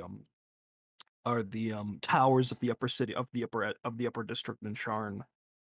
And we're sitting on this like abandoned building with a really like dilapidated bench dragged on it, and looks at her sister and says, holds her hand and points up at the stars and says, "You know what those are, right? You're really smart, yeah." Yeah. Mm-hmm. So my coach, he told me this when I killed my first guy in the ring. She says, starting to tear up. That star is despite it looking so tiny, I know, very confusing. It is so much larger than any of us will ever understand. When I took a man's life, I was told it's not about who is right or wrong. He may have been a horrible racist like the guy we killed today. Did not matter. I took a life from this world. And sometimes you have to do it. Whether it be in the ring, out on the field like today, or even back at school if you have to do, for self-defense. A life is gone. It ain't coming back. No amount of wishing or revivification or like that's just lists off every spell that's supposed to do that, but just it won't bring him back to life. They're gone. But you're here. You did what you had to do to stay. You think about how that star you snuffed out, and she like one of the stars that she points at just goes out. They're gone now, but your star, and puts another star that flashes, is still here. Anyone you've taken that light away from doesn't matter, because you have to be that light for other people. You did what you had to do so that you could wake up the next day next to your sister and your loved ones in the community, to smile at them and be with them another day. Because if you didn't, that light there the other light would be around and you wouldn't be. Okay? You're in danger. I couldn't think about anything else. I just wanted to protect you. Sis, I want you to know that thing you saw me be, that whatever happened in there, I was in, and she like shudders to say this, I was in full control. I know what's going on. And I'm gonna be fine. You need to have faith in me that I can go out there and get hurt, just like I have faith in you. I was scared as all hell seeing you get hurt. But that's this kind of work. That's this kind of business. It's worse than the pits. It's worse than doing schoolwork all night. I have faith that you're gonna make it out. Because if I don't have that, I don't know how I'm gonna do this. Part of me really wants to go back to Sean and not have to have this kind of faith again. But if we're doing this, we need that kind of faith. You need to believe that I'm gonna be fine. Because if you don't, how am I gonna believe that in you?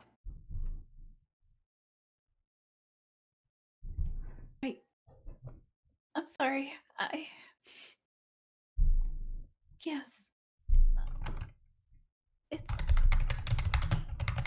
It's gonna take some getting used to, but... Like I said, we don't have to get used to it. We can go back. Back to the same rigged matches in the pit. Back to the same schoolwork that we do. Back to the same community we've been a part of. Jubilee and I guess maybe Kliff now.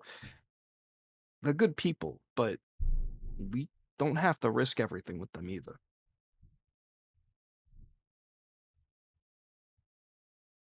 I'm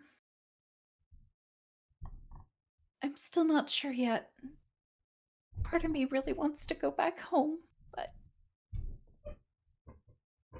I think we should sleep and try to figure it out. I'm gonna be honest with you on this. Coach told me one of two things happens after your first kill. Either you can't sleep, or you sleep so soundly that it is lifting the heaviest weight off your shoulders, and I can't be here for that for you. If there's any chance of the decision of you wanting to stay, we're gonna have to sleep in separate rooms tonight, okay?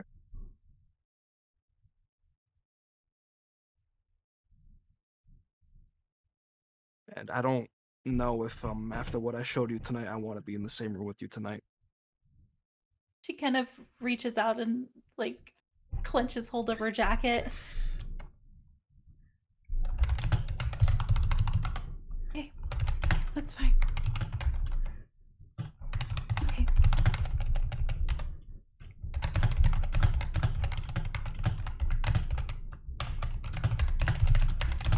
All right, let's. I'll get you to bed first, and I'll go find another room. All right. Nodding her head over and over again. Page tucked in best I can. Set like says doesn't want you to depend too much on her, but she knows this is a heavy night.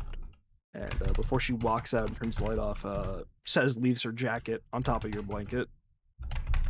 Just to help, if it can.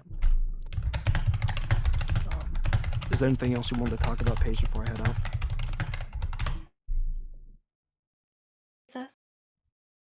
Yeah? That's all. Okay. I'll see you in the morning, alright? We gotta go help those house thrush guys with venom shite. Closes the door behind her.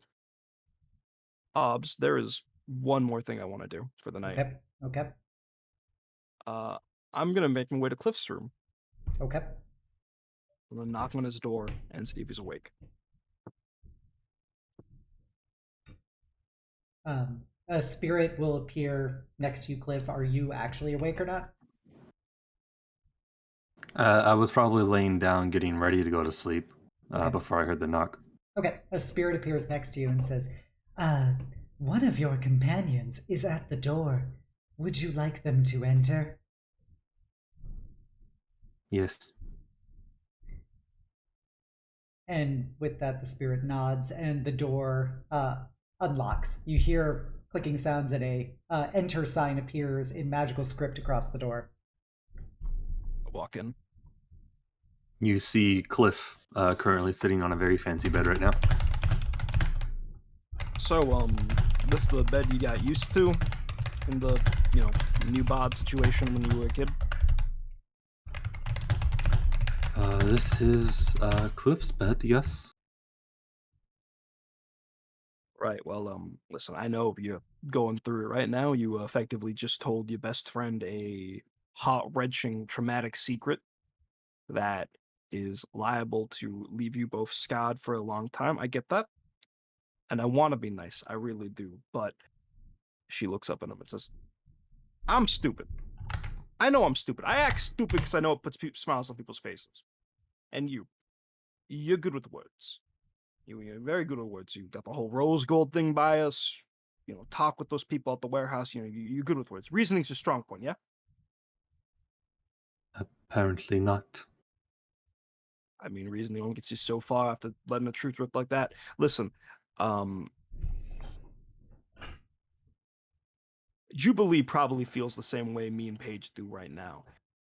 Listen, I believe you. I really want to believe you on what you had to do. Still doesn't change the fact you didn't tell your best friend about it. Still doesn't change the fact that you opportunistically took advantage of the position you were given. That you took.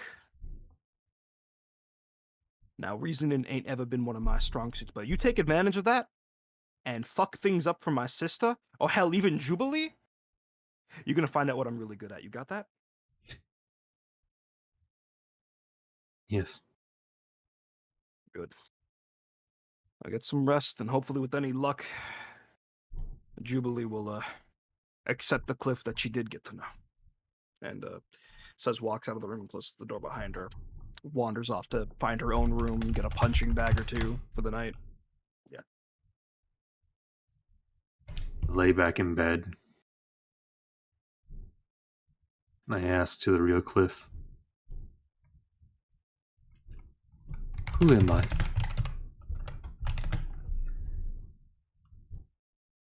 A little pink-haired boy appears next to you and looks down at you and goes, You're my friend. You let me see everything. Yes, you are right. We have much of the world still to see. I still hope we can do it with friends, though.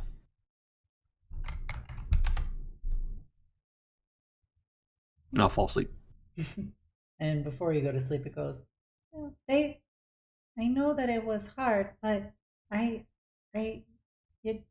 you were very strong, and I know that you'll like them, and I'm sure that they'll like you too. I know they like you, so just have the faith in yourself and them, that I have in you.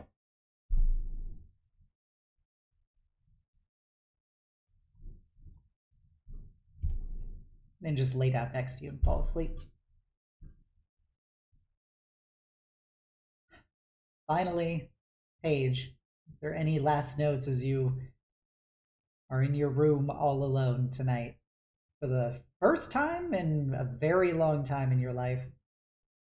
Yeah, she really has never.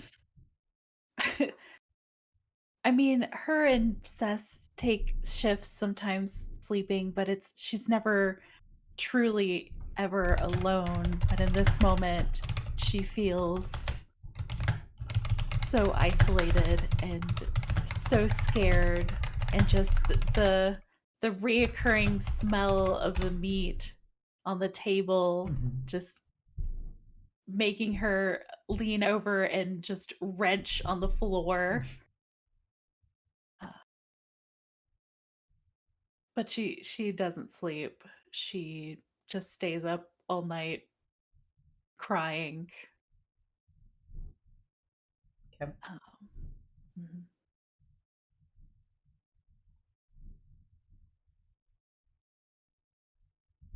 All right.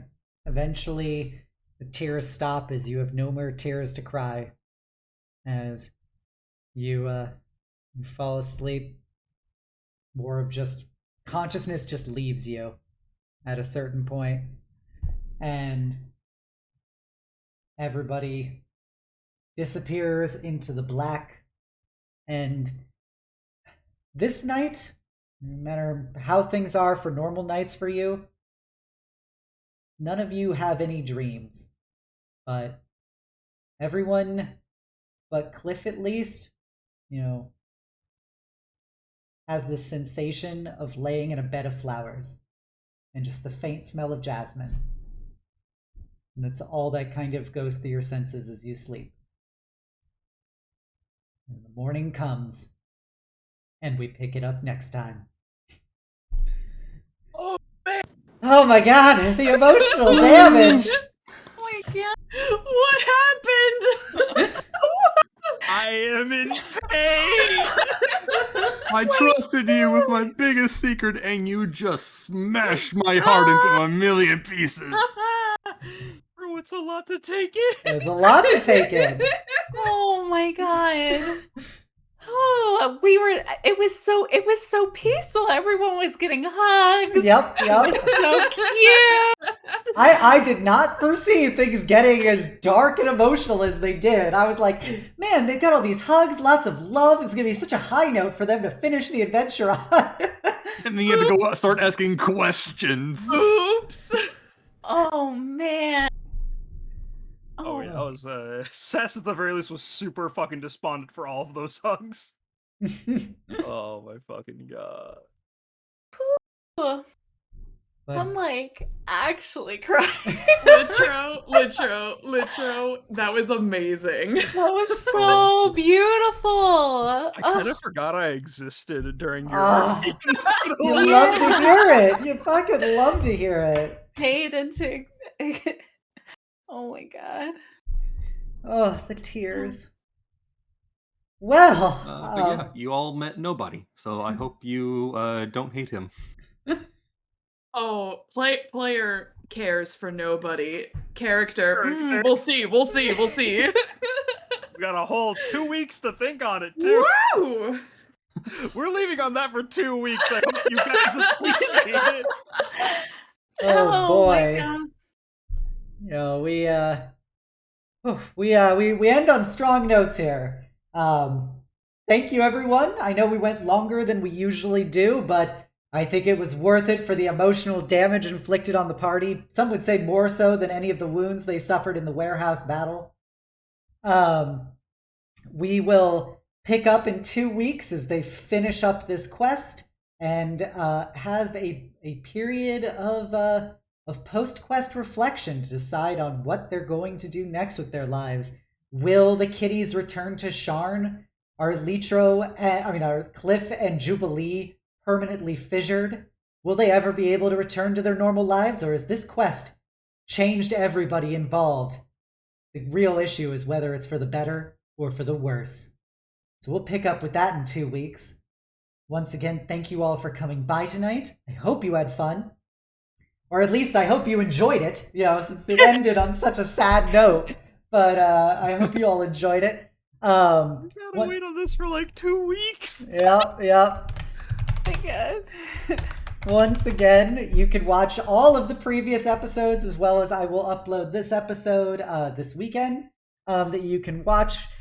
You can also check out all of our wonderful players and their respective Twitch channels. They all are wonderful streamers and VTubers themselves. Be sure to check them out. They're all amazing. As you can see, they are adorable and beautiful people. And Please so watch the older episodes, go back to a happier time. yes, when there was just Right. silly adventures. Everything Obsidia, was like, man, I'm gonna put a bunch of trauma on my players and make them real sad. And like Kliff is just like, ha! Too late. I already have trauma. I traumatized Hold myself. my beer. Yep. Oh boy. But yeah, so with that, be sure to come by this Friday onto my channel at 6:30 p.m. It's gonna be my big, or maybe 6 p.m. I don't remember what I wrote. I'm like nervous about it, so please come by my 3D redebut for 3D Cydia. It should be a lot of fun. You're gonna get to spend a lot of time with me. I hope you enjoy it. And let us get a raid ready. Let's toss all this somewhere else. If you're a follower, please copy down the call to hugs. If you're a sub, please copy down the Knight's message. We are going to raid. Oh, it's been a while since I've raided them. Oh. Hey, Obsidia is streaming Dungeons and Dragons right now. Maybe you What? can raid them. Really? Let's go fucking raid Obsidia. No, we're gonna raid Naya. It's been a while since I've raided. Oh, hey, yeah. Elf Gal goes. Yeah. She's a good bean. She's playing Yoku's Island Express. I have no idea what that is. But Naya is a very funny, very, very unsay-so elf. You guys will definitely love her. I've known her for a very long time at this point streaming. Very good person. Very good person. So send her lots of love. I hope you all have a wonderful night and the sweetest of dreams. I look forward to seeing you all next time. Bye! Bye. Bye.